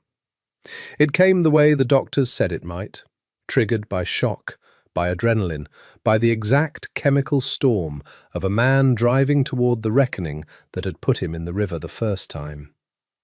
It came all at once, not a fragment but a flood, and it nearly ran the car off the road. A study. Dario's study. Late. Alessandro had come to borrow a file and found the desk unlocked, and, because he was a careful man too, because some animal instinct had itched at him for months, he had looked. And in the drawer, under a false bottom he'd found because their father had taught them both the same tricks, were the papers. Ledgers. Payments. A second set of books, skimming the family's accounts for 5 years, millions siphoned into shells only Dario controlled. And worse, so much worse, correspondence. Coded, but Alessandro knew the code, their father's code, and it spelled out a patient betrayal in his brother's own hand. Letters to men on the Vitale side, letters planting rumours, a whole architecture of poison, dated, methodical, going back to the year of the wedding. Dario had been engineering the collapse of the alliance and the theft of the family from the very beginning, from before the beginning, from the day Alessandro married the peace. and one line in his brother's handwriting that Alessandro's remembering mind now dragged up whole and screaming. When the marriage breaks for good, Sandro breaks with it. A man who loses her loses everything. Then I only have to be there to catch what falls. He remembered standing in that study with the papers in his hand and his whole life rearranging itself. He remembered the sick vertigo of it, every rumour, every fight with Camilla, every cold, cruel word they'd flung at each other, all of it authored, all of it Dario. He remembered thinking of Camilla, of the year he'd lost, hating her for a betrayal that had never happened. And he remembered the phone call at 2 in the morning. "Cammy, I think I've been a fool. I think I trusted the wrong person." He remembered deciding to gather it all, to be sure, to build the case before he moved, because you don't point a loaded gun at blood without being ready to fire. And he remembered driving home that night to do exactly that. And he remembered the brakes, the pedal going to the floor, the rail, the black water coming up like a fist. Alessandro came back to himself, with the Maybach drifting, the tyres screaming on the shoulder, and he wrenched it straight and sat gasping in the dark, drenched in sweat, shaking. He remembered. Not everything. Camilla was still mostly fog, the 5 years of loving her still mostly lost, and that grief would sit in him for a long time. But he remembered the thing. The discovery, the papers, the proof he'd found and never gotten to use, the proof that was still sitting, if Dario hadn't found it, in a false-bottomed drawer in his brother's study. The tape from Tommy Bianco proved the breaks, but the papers proved everything. The 5-year betrayal, the stolen millions, the engineered war, all in Dario's own hand. The papers were the whole case, and Alessandro had known where they were the entire time and hadn't been able to remember. He grabbed the burner and called Renzo. "Change of plan. Get Tommy to Vitale's. You still do that. But I'm not going straight there." He was already taking the next exit, tyres protesting, cutting back west, back toward the city, back toward the penthouse and his brother's study. "There's something I have to get first, something that ends this for good." "Boss, there's no time. There's no case without it," Alessandro said. "The tape starts a fight. The papers end a war. I have to have both." He checked the mirror, the dark road behind him. "Buy me an hour. Get Camilla's father to wait. Tell him," he thought, "tell him Alessandro Ferrante is bringing him his son-in-law's confession in his own handwriting. And if he lights a war before he reads it, he'll be avenging the wrong man." He hung up and drove into the dark, back toward the lion's mouth, back toward the one place in the world his brother would be watching most closely, because the papers had waited 5 years and 2 hours more, and Alessandro was not going to walk into the reckoning with half a weapon. The problem, he thought grimly, as the city's cold towers rose ahead, was that Dario knew the study was compromised. Dario knew Alessandro had found something there. It was the reason for the river. If Dario had any sense, he'd have moved the papers or burned them the day after the accident. Unless Dario didn't know Alessandro had found the drawer. Unless, in the version of events Dario had built, Alessandro had discovered the betrayal some other way, through Tommy, through a rumour, through a slip, and the false-bottomed drawer in the study had never been part of the story. unless the single most damning document in the family was still sitting exactly where Alessandro had left it 6 weeks and 5 stolen years ago. Because the one man who could have found it had lost the memory of ever looking. There was only one way to find out. Alessandro pressed the accelerator toward the floor and drove home to rob his brother. The penthouse was dark, and Dario, mercifully, was not in it. Alessandro let himself in with the key his body remembered and stood for a moment in the black marble silence, listening. Nothing. Dario was out, hunting Salvatore, lighting his war, believing his brother was racing toward Long Island with a photograph and no way to explain it, believing he'd won the loudest quiet Tuesday of his life. Alessandro crossed to the study, Dario's study now, the room his brother had taken over while Alessandro lay in a coma, the small, territorial theft of a patient man. He turned on a single lamp and went to the desk. The drawer was locked.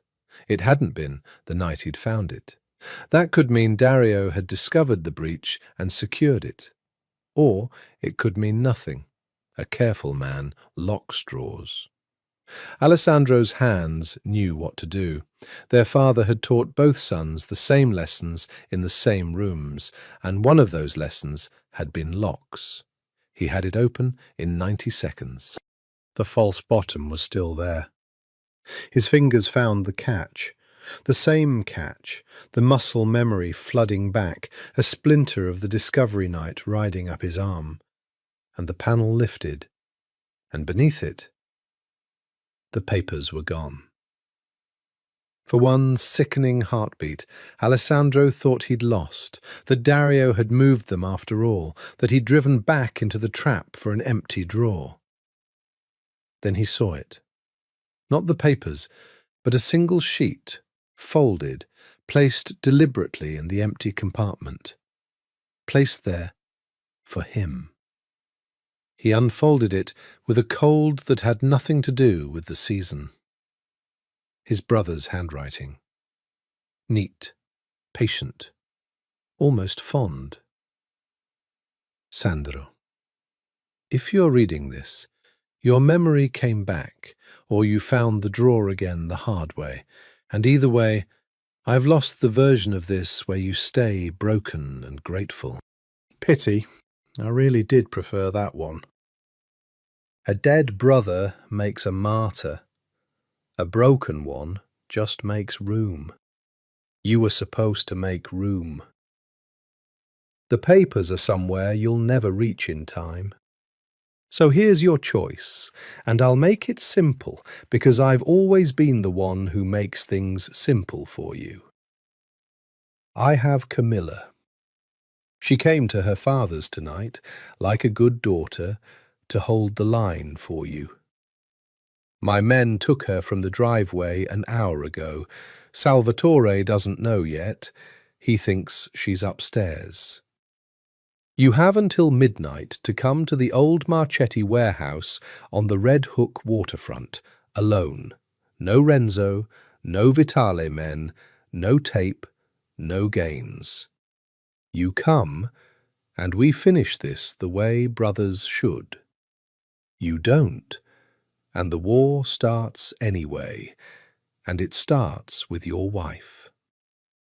You were always going to lose her, Sandro. I just decided when. D'Alessandro read it twice. The first time, the world went red.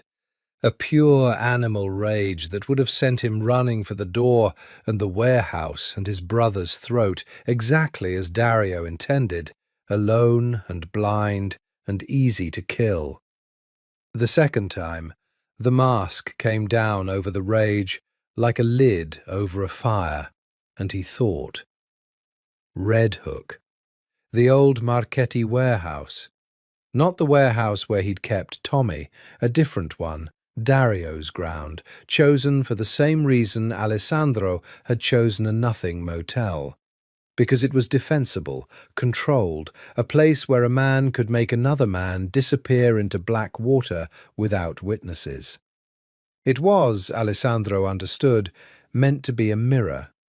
His brother wanted to finish him the way he'd started, at the waterfront, in the dark, a Ferrante going into the deep. Alone, the note said. No Renzo, no tape. Which meant the tape and Renzo were exactly what Dario feared. Which meant the tape and Renzo were exactly what Alessandro would bring. He took out the burner. His hand was steady. That was the thing he'd cling to later, in the telling, that with Camilla in his brother's hands and midnight coming, his hand had been steady, because the river had made him into a man who was most dangerous when he had the most to lose. Renzo, change of plan again. He was already moving toward the private safe behind the false wall his body remembered, spinning the dial his fingers knew. Where are you? 20 minutes from Vitale's, with Tommy. Boss, what? Dario has Camilla. Red Hook, the old Marchetti warehouse, midnight, and he wants me alone. The safe swung open. Inside, cash, passports, and a matte black pistol that settled into his hand like a handshake from an old friend. He checked the magazine. Full. Here's what we do. He laid it out, fast, cold, complete, the plan he'd been half building for 6 weeks and now finished in 90 seconds under the worst pressure of his life. Renzo would still deliver Tommy to Salvatore. That part could not change, because the old Don had to hear the confession, had to know before dawn that his son-in-law was the victim and not the villain, had to be turned from lighting a war into stopping one. But the moment Tommy talked, Salvatore's men, Salvatore's considerable men, would move on Red Hook. Not to Dario's warehouse, not blind into the trap, to the water. Because a man who plans to make his brother disappear into the harbour keeps a boat, and a boat is a thing you can watch, and a trap sprung from the water was a trap Dario wouldn't be watching for. You want me to bet your wife's life on Salvatore Vitale believing a mechanic fast enough to send men in 90 minutes, Renzo said flatly. I want you to make an old man understand that his daughter is at that warehouse and the only way to save her is to believe the truth immediately. Alessandro pocketed the pistol and the note and the tape. Salvatore loves exactly one thing in this world, Renzo, and it's not power, and it's not peace. It's her. Tell him where she is. He'll do the rest. He'll believe anything that ends with him getting her back. He was at the elevator now, the note burning in his pocket, midnight ticking closer. And you, boss? Renzo's voice was tight. What do you do while an old man decides whether to trust a mechanic? Alessandro looked at his own reflection in the black elevator doors, the scarred hands, the cold eyes, the man the river had made, the man who couldn't remember loving his wife, but would burn the whole city to the waterline to keep her. I go alone, like he asked, Alessandro said. I walk into my brother's trap on purpose, exactly like I always planned to. I keep him talking. I keep him watching me, because a patient man who thinks he's finally won stops watching everything else. The doors opened. He stepped in. I give Salvatore's men their 1 minute. I just have to stay alive long enough to be the distraction. That's not a plan, Renzo said. That's a sacrifice. It's both, said Alessandro Ferrante, and the elevator doors closed on him, and he descended toward the water. The warehouse crouched at the edge of the harbour, a black hulk against the blacker water, and the only light was a single bare bulb burning in the loading bay like an eye. Alessandro left the Maybach 2 blocks out and walked in through the cold, the pistol a comfortable weight against his spine, the tape in his breast pocket, his brother's note folded over his heart. He walked slowly. He wanted to be seen walking slowly. A frightened man hurries, a man in control takes his time, and the whole plan depended on Dario believing, for as long as possible, that his brother had come broken and alone and beatable. They took his gun at the door. He let them. 2 of Dario's men, unfamiliar faces, hired muscle without loyalty to the old name, which told Alessandro something. Dario didn't trust the family's own soldiers with this. He'd brought outsiders. A man doesn't bring outsiders to kill a brother the family loves unless he's afraid the family would stop him. Good. Fear was useful. Fear meant Dario wasn't as certain as his note pretended. They walked him into the cavernous dark, past shrouded machinery and stacked crates, toward a cleared space under the single bulb where 2 chairs faced each other across 10 feet of stained concrete. Camilla sat in one of them. Alessandro's heart did something violent at the sight of her. Bound at the wrists, a bruise darkening her cheekbone, her hair wild, her eyes finding his across the dark and filling not with fear, but with fury. Fury on his behalf. "Don't you dare come here for me," written in every line of her. Too late. He was already there. "I'm all right," she said, before anyone could stop her. Her voice was steady, a vitale to the last. "Alessandro, I'm all right. Don't—" "Quiet," Dario said, stepping out of the shadows, and he backhanded the word into the air between them without even looking at her, a casual cruelty that told Alessandro everything about how the last hour had gone. Alessandro filed it away in the cold place, item by item, a ledger of things his brother would answer for. "You hit her," Alessandro said. "She bit one of my men. She's her father's daughter." Dario spread his hands. He looked, in the bare light, exactly like himself, handsome, warm, the little brother who'd thrown rocks off a dock, and the disconnect between that face and this room was the most frightening thing Alessandro had ever seen. "Sit down, Sandro, please. Let's talk like family. It's the last chance we'll get." Alessandro sat in the empty chair, 10 feet from his wife, both of them under the single eye of the bulb, and Dario pacing the dark around them like a man who owned the night. "You remember?"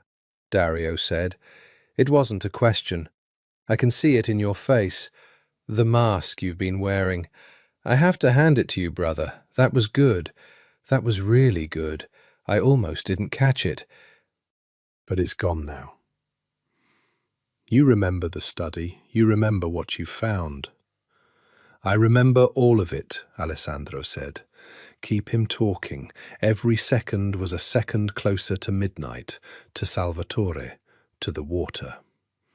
"The second books, the letters. 5 years, Dario. You started before the ink was dry on my marriage."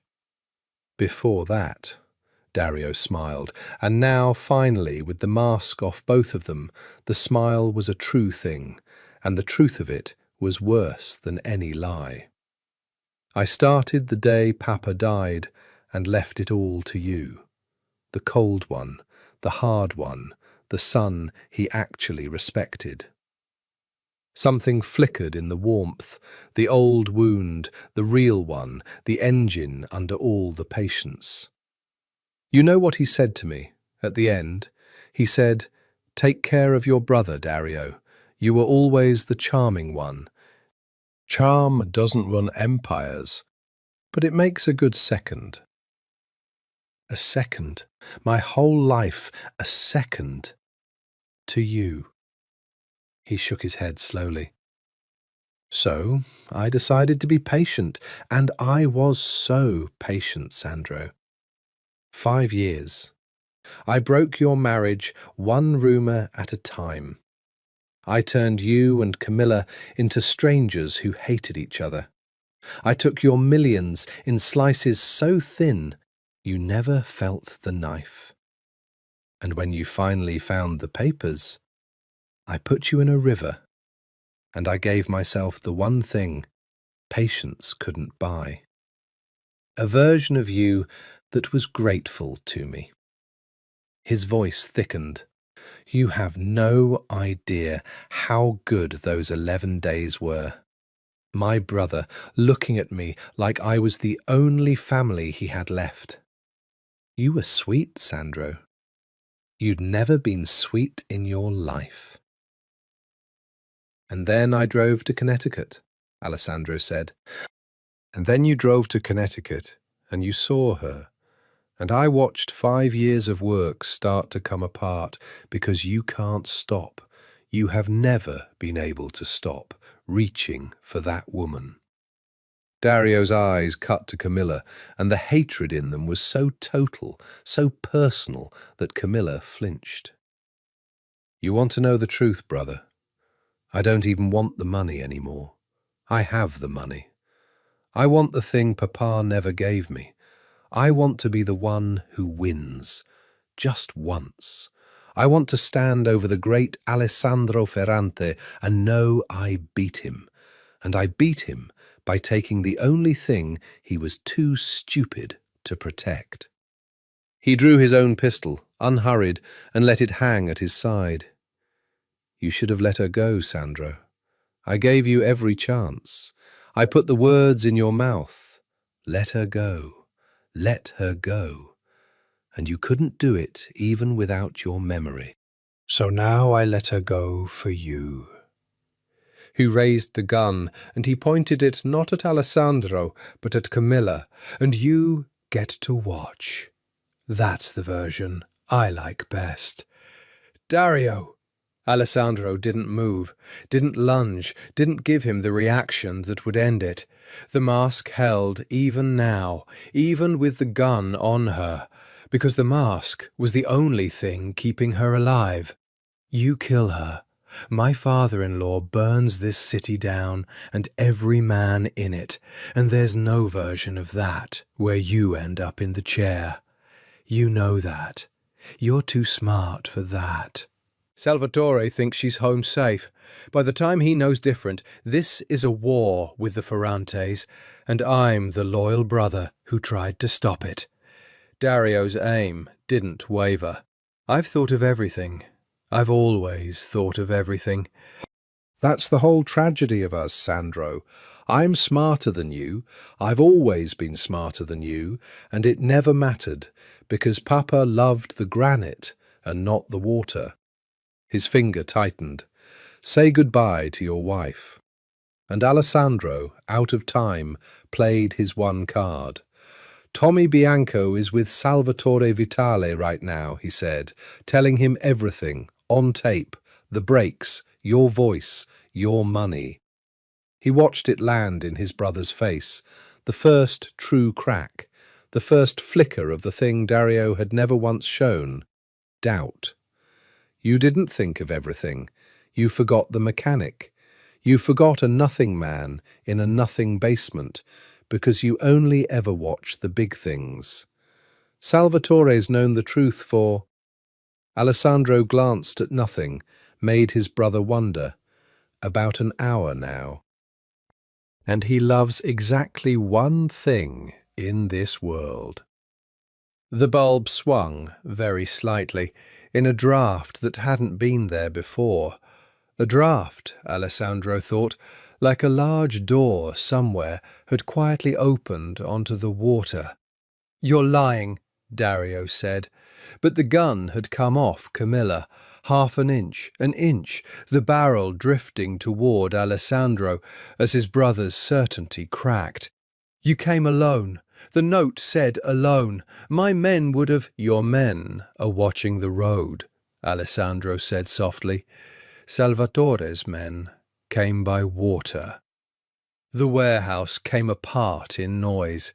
It started at the waterside, a splintering crash as the loading doors that opened onto the harbour blew inward, and then the muzzle flashes, strobing the dark, and Dario's hired men wheeling toward the new threat, and the single bulb shattering in the first exchange, so that the whole cavern dropped into a chaos of muzzle light and shadow. Salvatore Vitale had believed the mechanic. Salvatore Vitale had come by water, and Salvatore Vitale had come for his daughter with everything he had. Alessandro moved in the first half-second of chaos before Dario could recover, before the drifting gun could steady.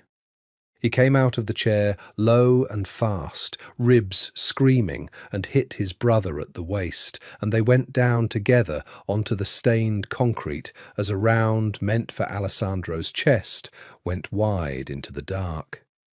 The pistol skittered away across the floor.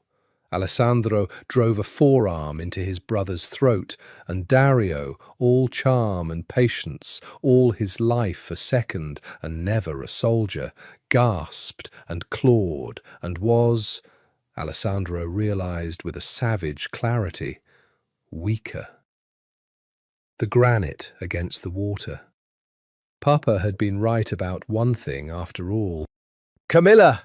Alessandro shouted into the strobing dark. "Get down! Get behind the crates!" But Camilla was already moving. Bound wrists and all, she'd thrown herself sideways out of the chair the instant the doors blew, and she rolled behind a shrouded machine as the firefight raged over her. And Alessandro caught one glimpse of her face, alive, furious, alive, before Dario's fist caught him across the temple, and the world lurched. They fought on the ground like animals, like brothers, like the boys they'd been before the money and the guns. Dario got a thumb into the barely healed wound at Alessandro's hairline and pressed, and the pain was white and total, and Alessandro heard himself make a sound he'd never made, and for a moment the years of second-place fury gave Dario the strength of the truly desperate, and he rolled them, got on top, got his hands around Alessandro's throat. "You were supposed to drown," Dario snarled, spit and tears on his face, squeezing. "You were supposed to sink and stay down and let me have it, just this once, just this one thing." Alessandro's vision tunneled.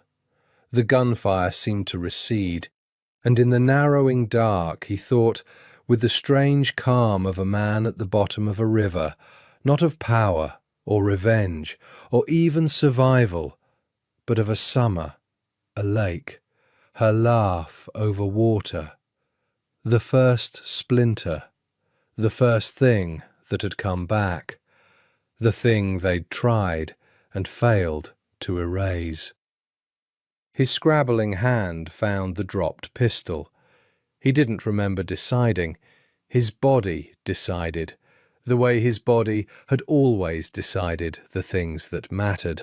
He brought the gun up between them, and there was a moment, a single frozen frame in the strobing dark, where Dario saw it, and his hands loosened on Alessandro's throat, and his face, his handsome, charming, ruined face, went slack with something that might have been fear, and might, at the very end, have been relief.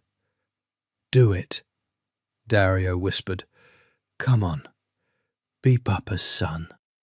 And Alessandro, gun to his brother's chest, air flooding back into his lungs, 6 weeks and 5 stolen years, and a lifetime of second-place hatred hanging in the balance, did not pull the trigger.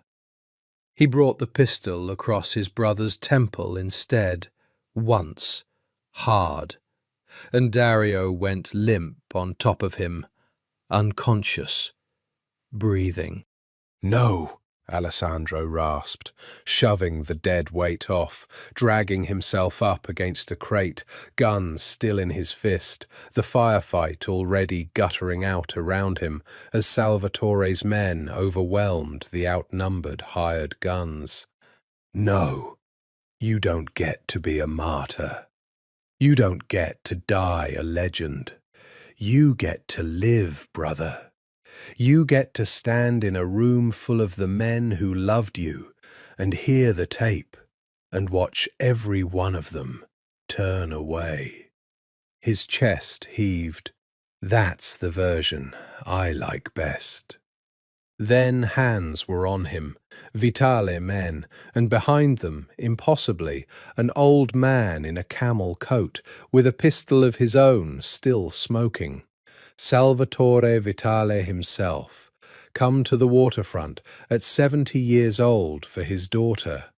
And then none of it mattered, because Camilla was there, her bound wrists somehow free, throwing herself against him, and he caught her and held her, and buried his face in her wild hair, and breathed her in, jasmine and smoke and blood and alive, alive, alive.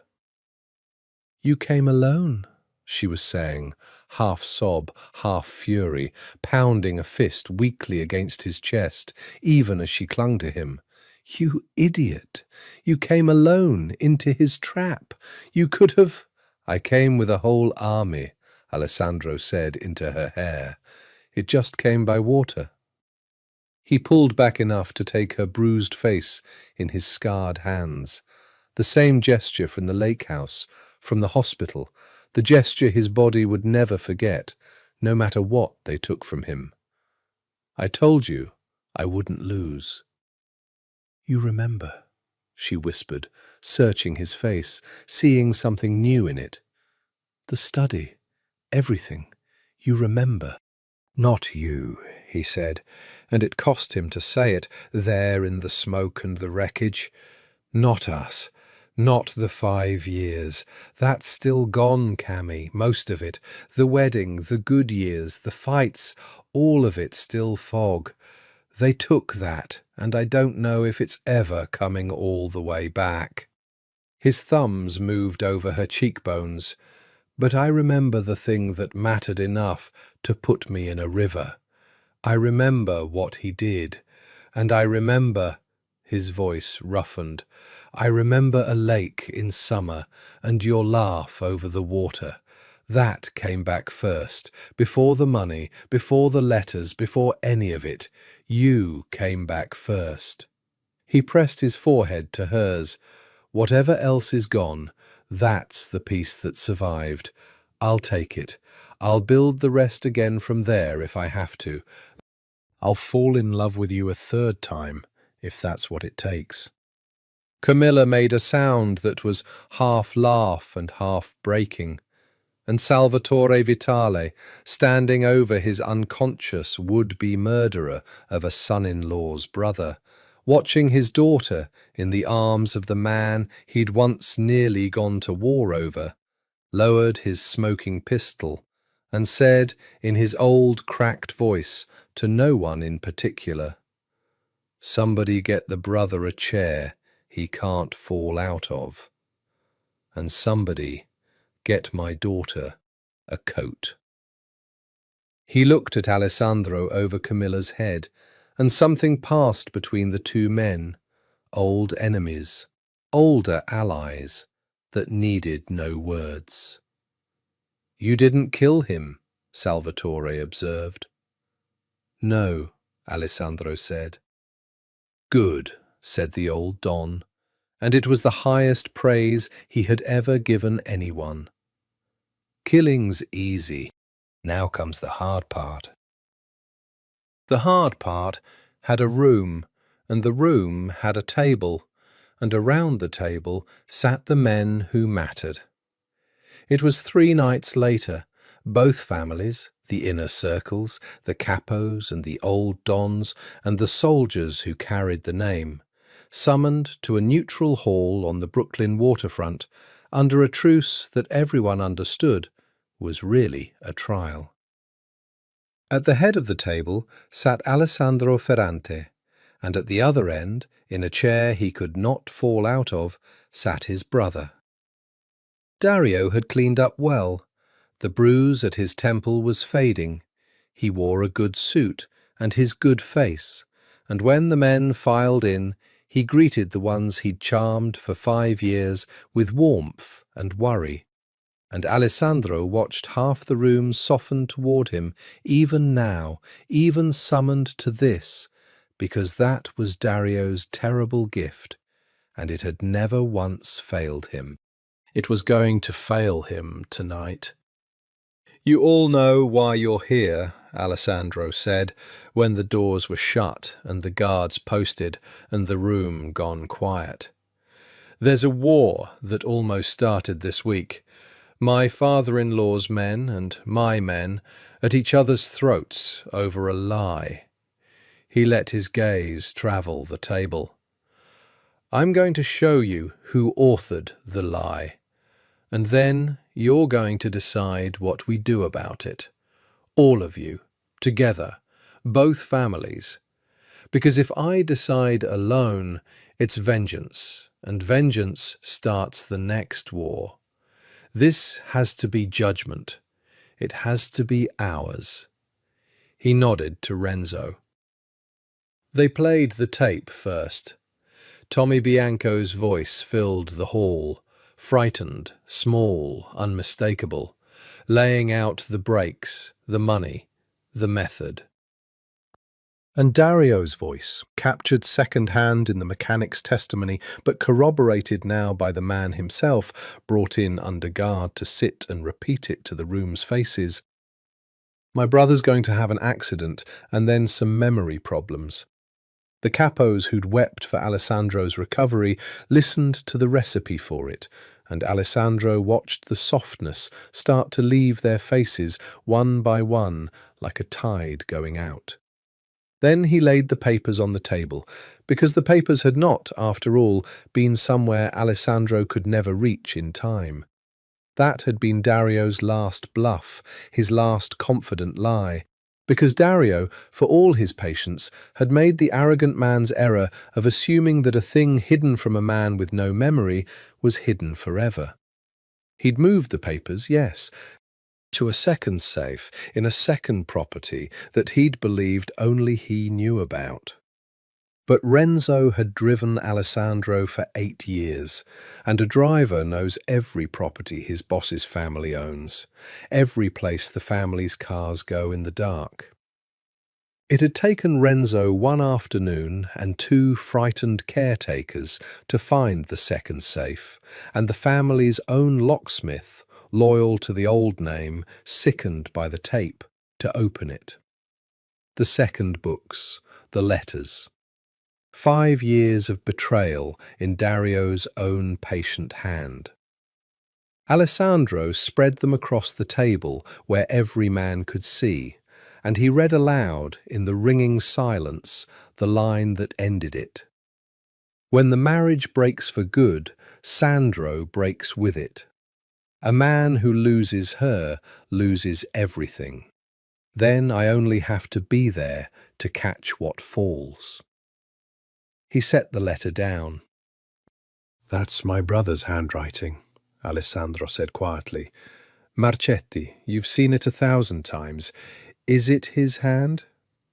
Old Marchetti, who had wept, picked up the letter with shaking fingers, read it, and set it down as though it burned. "It's his hand," he said, and would not look at Dario. The tide was all the way out now. Alessandro could feel it in the room, the warmth gone, the charm curdled. Every man who'd loved Dario Ferrante for 5 years looking at him and seeing finally the patient thing underneath. Dario knew it too, Alessandro watched him feel the room turn, watched the charm reach for a purchase and find none, watched him understand that for the first time in his life the words wouldn't save him. And Dario did the only thing left to a man who has run out of lies. He told the truth. "You want to know why?" Dario said, and his voice was different now, stripped, flat, the second son's whole life in it. He was never here. Half the time he was off in his own head, being cold at the world, and I was the one in these rooms with you, remembering your kids' names, showing up to your mother's funerals. I ran this family for 5 years while he brooded. I was better at it. I was better at all of it except the one thing that mattered, which is that Papa looked at him and saw a king and looked at me and saw a helper. His eyes found Alessandro's down the length of the table. I don't regret the river, brother. I regret that you crawled out of it. The room was silent. Thank you, Alessandro said, for saying it out loud. He turned to the table, to both families, to the old Dons and the Capos, and Salvatore Vitale sitting stone-faced at the place of honour. In the old days my father would have killed him in this room and left the body as a message, Alessandro said, and then Dario's friends would have wanted revenge, and it would never have ended, because that's how it never ends. He shook his head. I'm not my father. The river taught me that, if it taught me anything. So here is my judgment, and I put it to both families to ratify or refuse. He looked at his brother for what he knew would be one of the last times. He lives, stripped of the name, the money, the rank, all of it, every dollar of what he stole returned, every share he held dissolved, exiled, gone from this city, this coast, this life, on pain of death if he returns. He doesn't get to die a legend, and he doesn't get to live a Ferrante. He gets to be nobody. A cold, quiet finality. He wanted to make me nobody. Let him have it instead. He looked around the table. All those in favour? One by one, the hands went up. Ferrante and Vitale, old Don and young Capo, the whole ruined weight of both families rising in judgment against the patient man at the end of the table. Marchetti last, and slowest, and with tears on his old face. But his hand went up too. Dario Ferrante watched his brother's mercy fall on him like a sentence worse than death.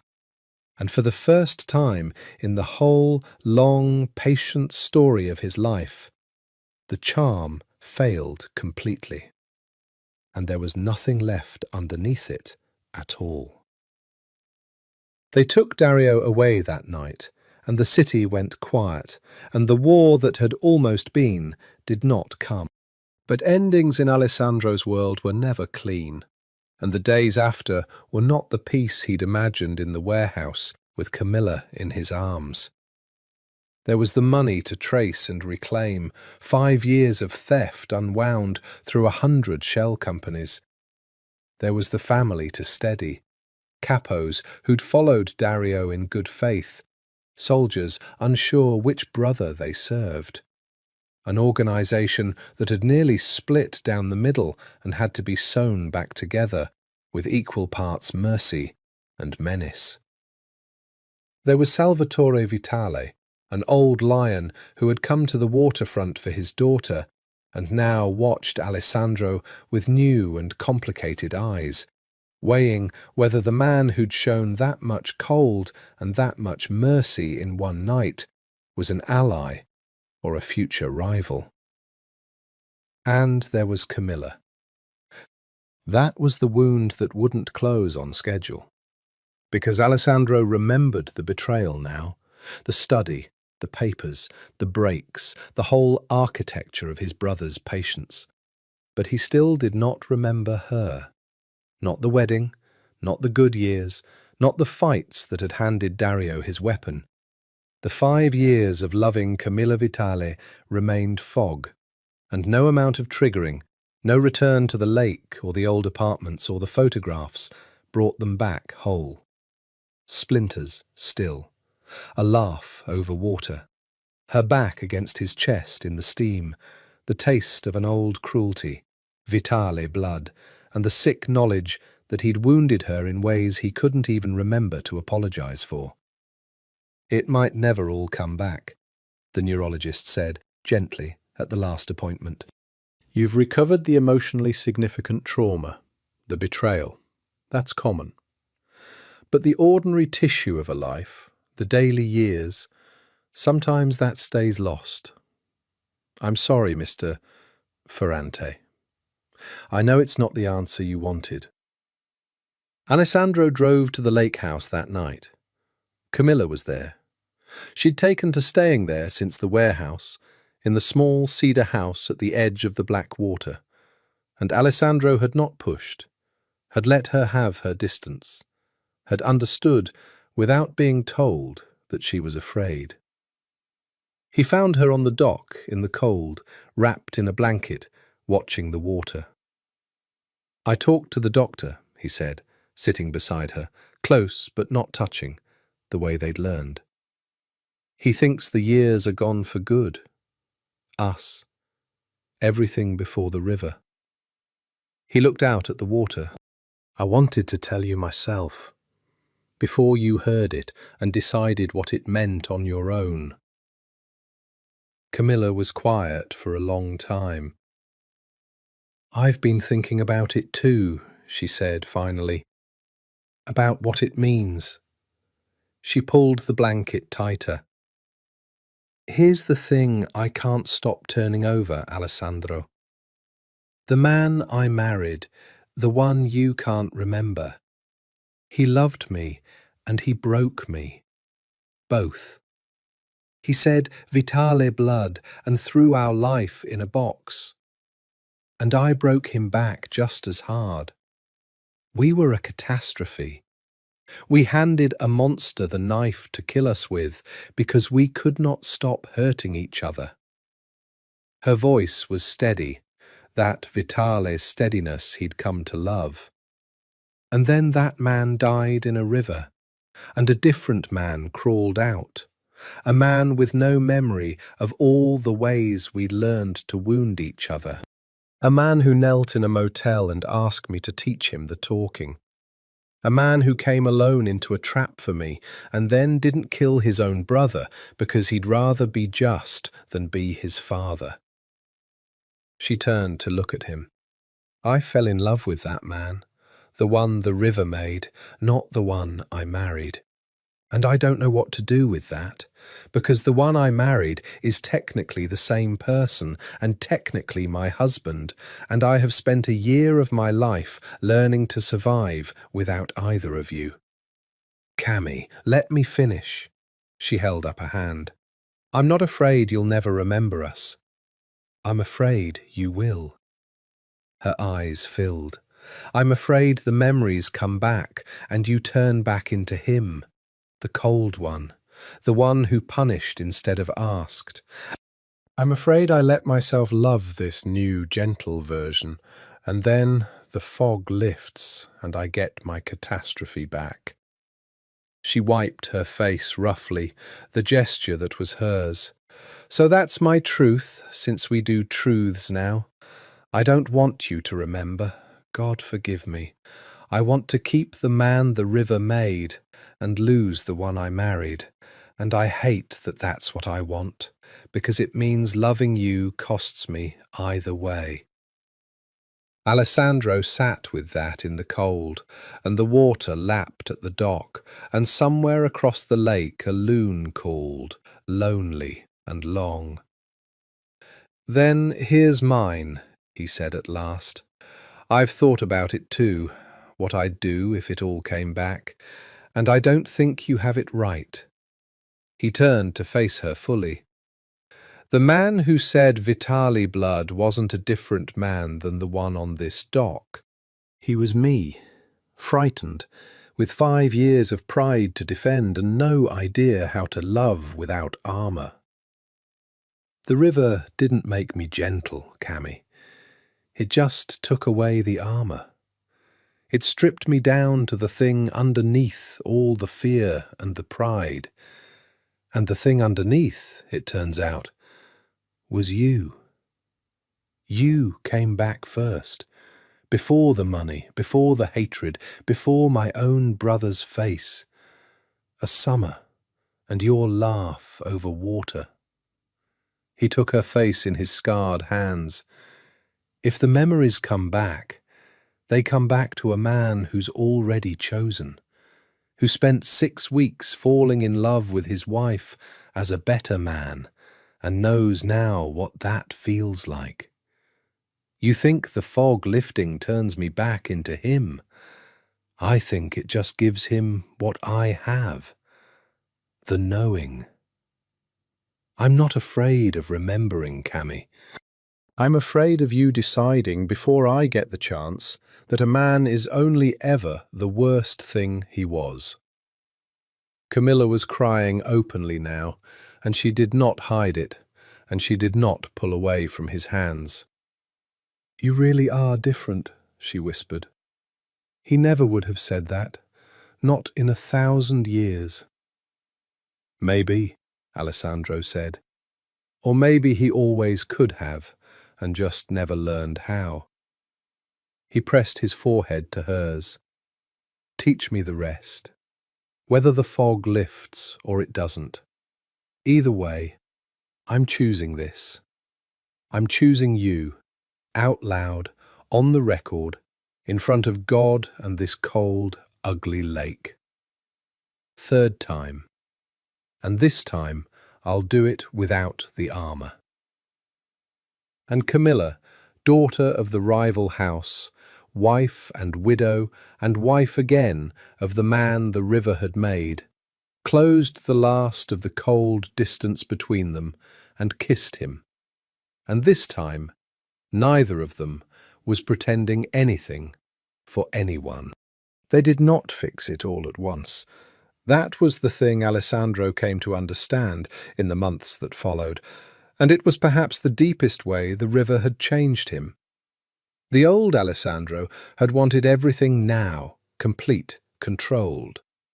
The new one learned to let a thing heal at the speed of healing. They started over, deliberately, absurdly. He courted his own wife. He took her to dinners where they talked like strangers getting to know each other, because in the ways that mattered, they were. He learned her all over again, that she took her coffee bitter and her revenge patient, that she read 3 books at once, that she'd wanted to be an architect before the family swallowed her whole, that she hummed off-key when she thought no one could hear. Things the old Alessandro had known and the new one got to discover. And there was a strange grace in it, in getting to fall in love with the details a second time. The splinters kept coming, slower now, gentler, not the traumatic floods of the early days, but small, quiet returns. A memory of teaching her to shoot on a rooftop, laughing. A memory of a hospital waiting room and a pregnancy that hadn't held, and the way they'd grieved it in separate rooms, because neither knew how to grieve together. And the way that loss had been one of the first cracks Dario had later pried open. That one he told her he'd remembered, carefully, on a long night, and they grieved it again, together this time, in one room, finally. And something old and infected drained out of both of them. "That's what we never did," Camilla said, wet-faced, holding him. "We never grieved anything together. We just armoured up and blamed each other. God, Dario didn't even have to work that hard, did he? We were already halfway to ruin. He worked hard enough, Alessandro said grimly. Don't give him too much credit either. We were the ones holding the knife when he needed us to. The work now isn't hating him. It's learning to be married without armor. A pause. Turns out that's harder than a war.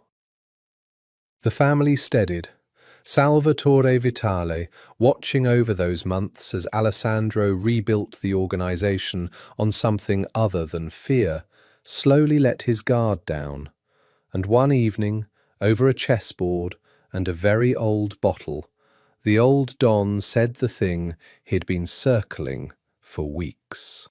I nearly killed you once, Salvatore said, moving a bishop.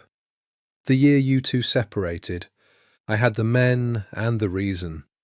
My daughter came home with her eyes swollen shut, and I thought, this dog has broken her. I'll bury him and take the loss. He studied the board. I didn't, because a war would have cost too much. Practical, cold, your kind of arithmetic.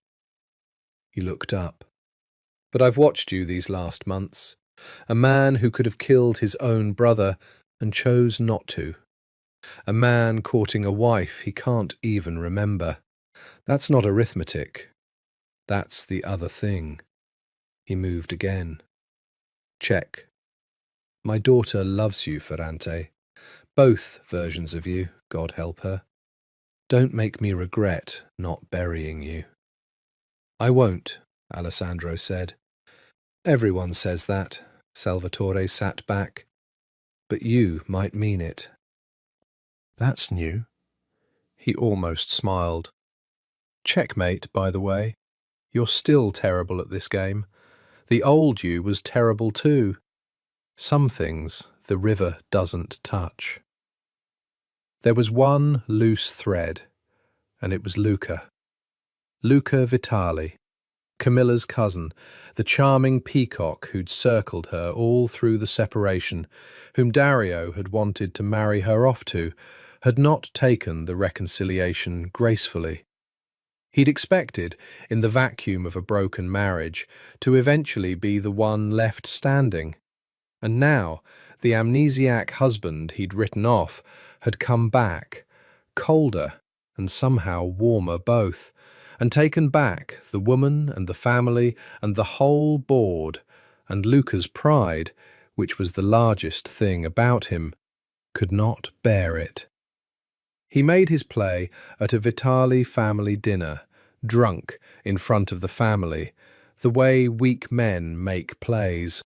You know she only stayed with him out of guilt, Luca said, too loud, to the table, to Camilla, to Alessandro sitting at his father-in-law's right hand. Put him in a coma with her cheating, didn't she? And now she's stuck playing nursemaid to a man who doesn't even remember her. Pathetic. She could have had, he gestured at himself, a real. Alessandro was out of his chair before the sentence finished, and the whole table tensed for the old violence, the granite, the boss who broke men. He did not break Luca. He walked around the table, slow, and put one hand on the back of Luca's chair and leaned down so that only the near half of the table could hear, and said very quietly, very calmly, "She didn't cheat." My brother invented that to break us, and my brother is exiled and ruined and living in a nothing town under a nothing name. And if you ever repeat his lie about my wife again, cousin, I won't kill you. I'll do to you exactly what I did to him. I'll take the money and the name and the rank and leave you nobody. And you'll live a long time as nobody, thinking about tonight. He straightened and clapped Luca once on the shoulder, almost fond, a gesture the whole table saw as reconciliation, and Luca felt as a hand around his throat. Now apologize to Camilla, and pass the wine, and let's not ruin a good dinner. Luca apologized. His voice shook. He passed the wine. And Salvatore Vitali, watching from the head of the table, caught Alessandro's eye and gave him the smallest nod. The nod of one lion to another. The nod of an old don who has just watched his son-in-law win a fight without firing a shot, and understood at last that the man his daughter loved was more dangerous cold than his father had ever been hot. Later, in the car, Camilla laced her fingers through his in the dark of the back seat. "You didn't hit him," she said. "I wanted to." "I know. I could feel it coming off you like heat." She leaned her head on his shoulder.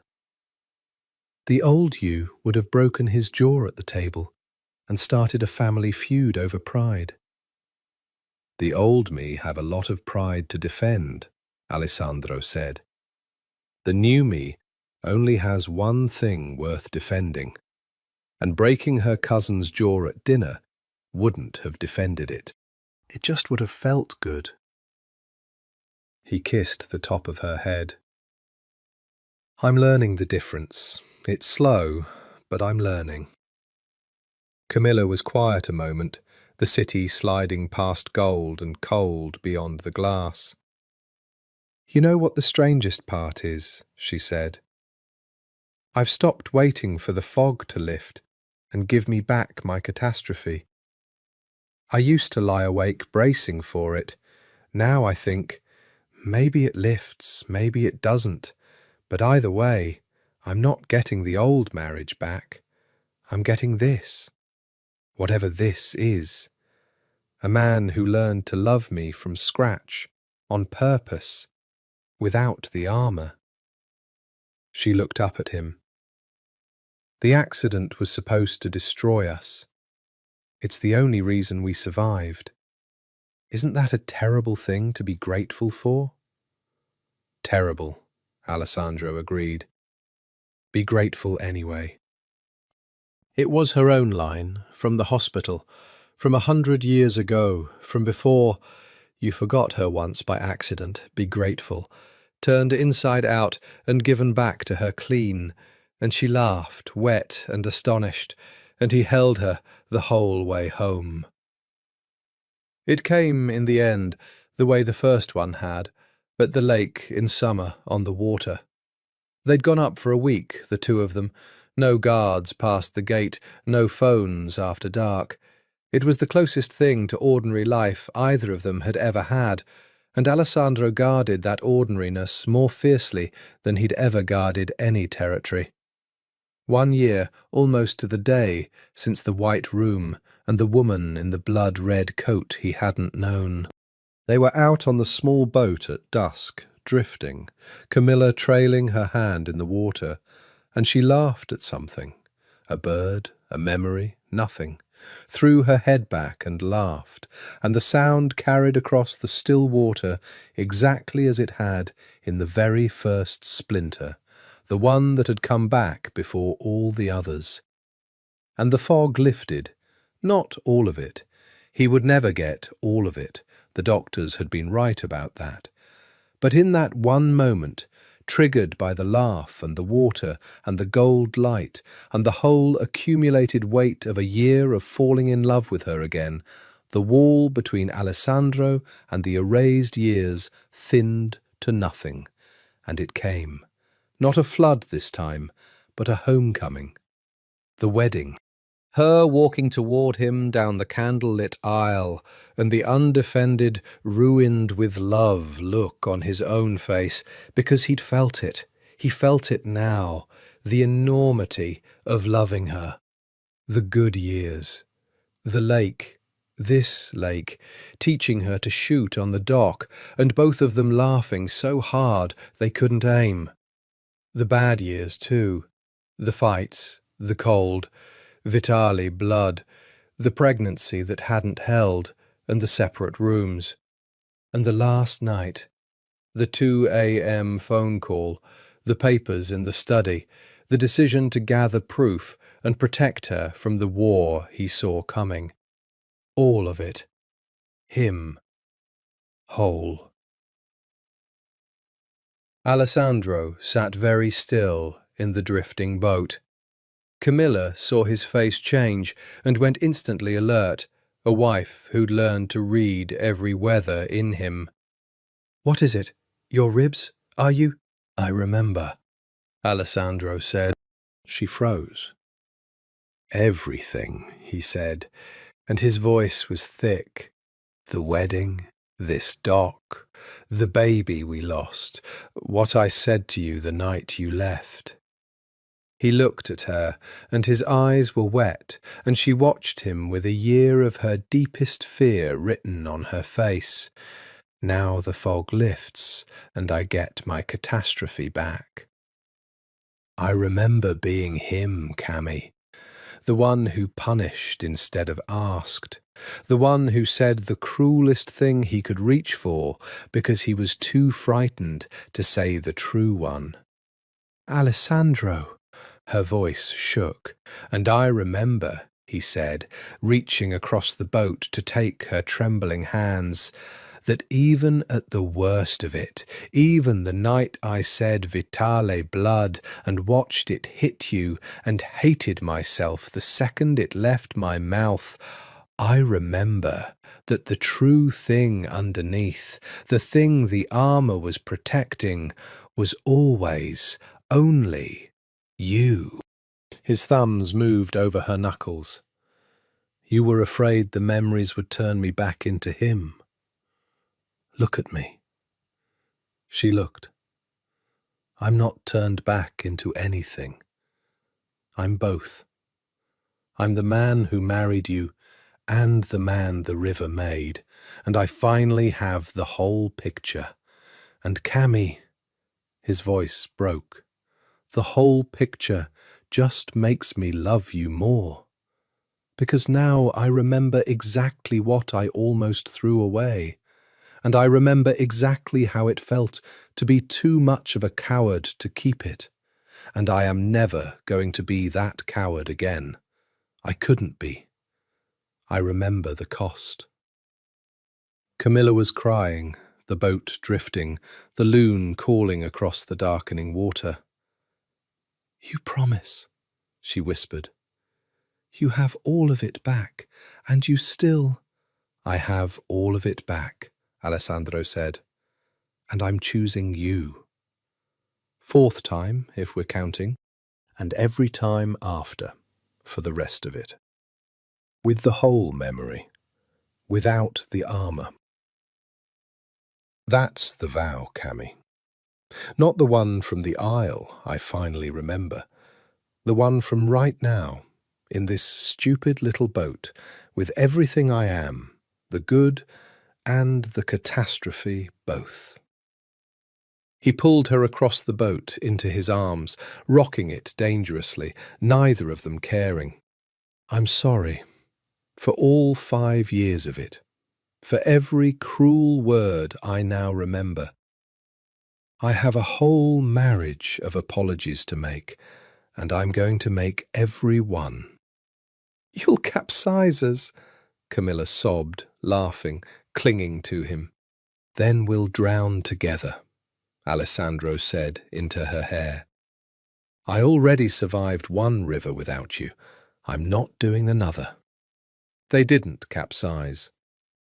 They drifted, tangled, as the last gold left the water and the stars came out over the lake. 2 people who had lost everything and had it taken and stolen and erased, and who had, against every arithmetic, found the whole of it again. Later, on the dock, wrapped in one blanket against the summer night cool, Camilla said, "There's something I have to tell you. I was going to wait until you were sure, until I was sure it wasn't the guilt or the strangeness making us both a little mad." She took his hand and pressed it flat against her stomach and looked up at him with everything in her face. "You're going to remember this moment now. That's the gift of the fog lifting today, of all days. You're going to remember it clearly, the whole rest of your life. Alessandro went utterly still, his scarred hand under hers, understanding. "Cami," he breathed. "This time," she said, tears sliding down and a fierce joy underneath them. "We grieve nothing alone. This time, we do all of it in the same room. Deal?" "Deal," said Alessandro Ferrante, the man the river made, the man who remembered everything, and he pulled his wife against him under the wheeling summer stars and did not let go. Winter again, and the penthouse 40 floors above the black glitter of the river, and the photographs back on the walls, but different ones now. Not just the wedding and the terrace and the old, undefended love, new ones crowding in among the old, the lake in summer, Camilla laughing on the dock, the two of them at a hospital again, but this time both smiling, exhausted, holding a small, dark-haired bundle between them, like the only treasure either family had ever really been fighting over. They'd named her Grace. It had been Camilla's idea, and Alessandro had understood it the moment she said it. A Ferrante and a Vitale, born of the marriage that was the peace, named for the thing that had saved them both. Grace. The river's cold, accidental mercy, the chance to love better than you'd loved before. Alessandro stood at the great glass window with his daughter asleep against his chest, watching the winter city burn gold and cold below, and behind him he heard Camilla come in, felt her arms slide around his waist, her cheek against his back. "She down?" Camilla murmured. "Finally, she's stubborn about it." He smiled into the dark. Vitale blood.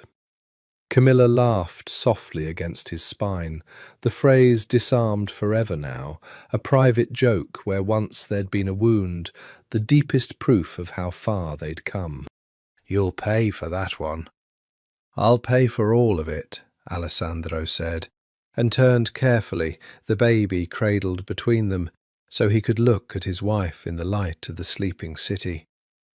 "That's the deal, isn't it? A whole marriage of apologies. I'm keeping count."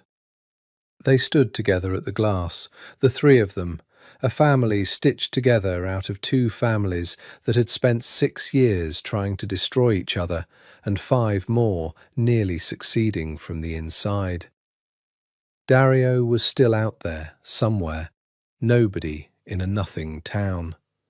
Alessandro thought of him sometimes, not with hatred anymore. The hatred had burned down to something colder and quieter, an old scar you press to remember it's healed. He'd kept the watch on his brother. A man like Dario, humiliated and patient, was a man who might spend a decade planning a return. But that was a war for another day, and Alessandro had learned, at last, the difference between the fights worth having and the ones fear picked for you. If Dario ever came back, Alessandro would meet him. Until then, he would not let his brother steal 1 more hour of this glass, this city, this sleeping weight against his chest, this woman with her cheek on his shoulder. "Can I tell you something?" Camilla said quietly, "that I've never said out loud?"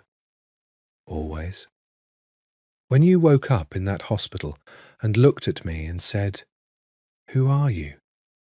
Her voice caught even now, a year and a lifetime later. "It was the worst moment of my life. Worse than the separation. Worse than the night you drove into the river, because I thought, he's gone. The man I loved is gone. And even the man I hated is gone. And I'm standing in a room with a stranger who's wearing my husband's face." She looked up at him. "And now I think it was the best thing that ever happened to us. Because you came back a stranger, and I got to choose you all over again, on purpose, knowing everything. And you got to choose me. Not the treaty, not the peace between families, not the habit of a marriage. Me. A stranger you decided to love." She pressed closer. "They stole your memories, Alessandro. And it gave us the only thing we never had. A clean start. A choice." Alessandro was quiet for a long moment, his daughter's small breath against his throat, his wife in his arms. The whole recovered weight of 5 stolen years, and everything after, settled at last into something that felt impossibly like peace. "You know what I remember most now," he said. "Out of all of it, the wedding, the war, the river, the whole recovered life." He tilted her chin up. "The first splinter. Before any of the rest came back, before I knew about the papers or the breaks or Dario, when I had nothing at all, no name for you, no memory of a single day we'd shared. The first thing that came back through all that fog was your laugh over water. That's what survived. Not the empire, not the hatred, not even the wedding." His voice roughened. "You. Just you.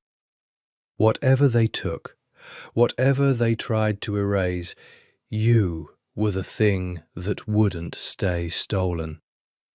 Camilla's eyes filled, and she rose up on her toes, careful of the sleeping baby between them, and kissed him, slow and certain, and without a single wall left standing.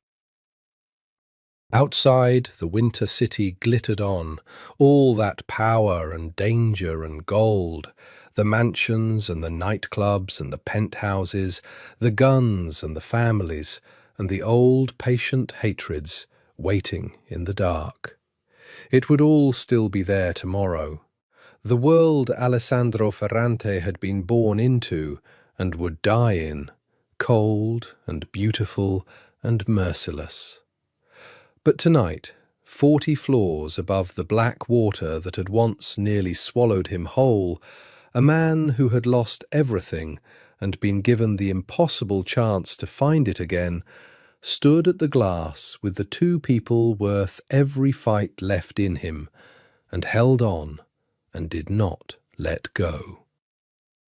They had tried to steal his memories. They had only shown him what he could not live without.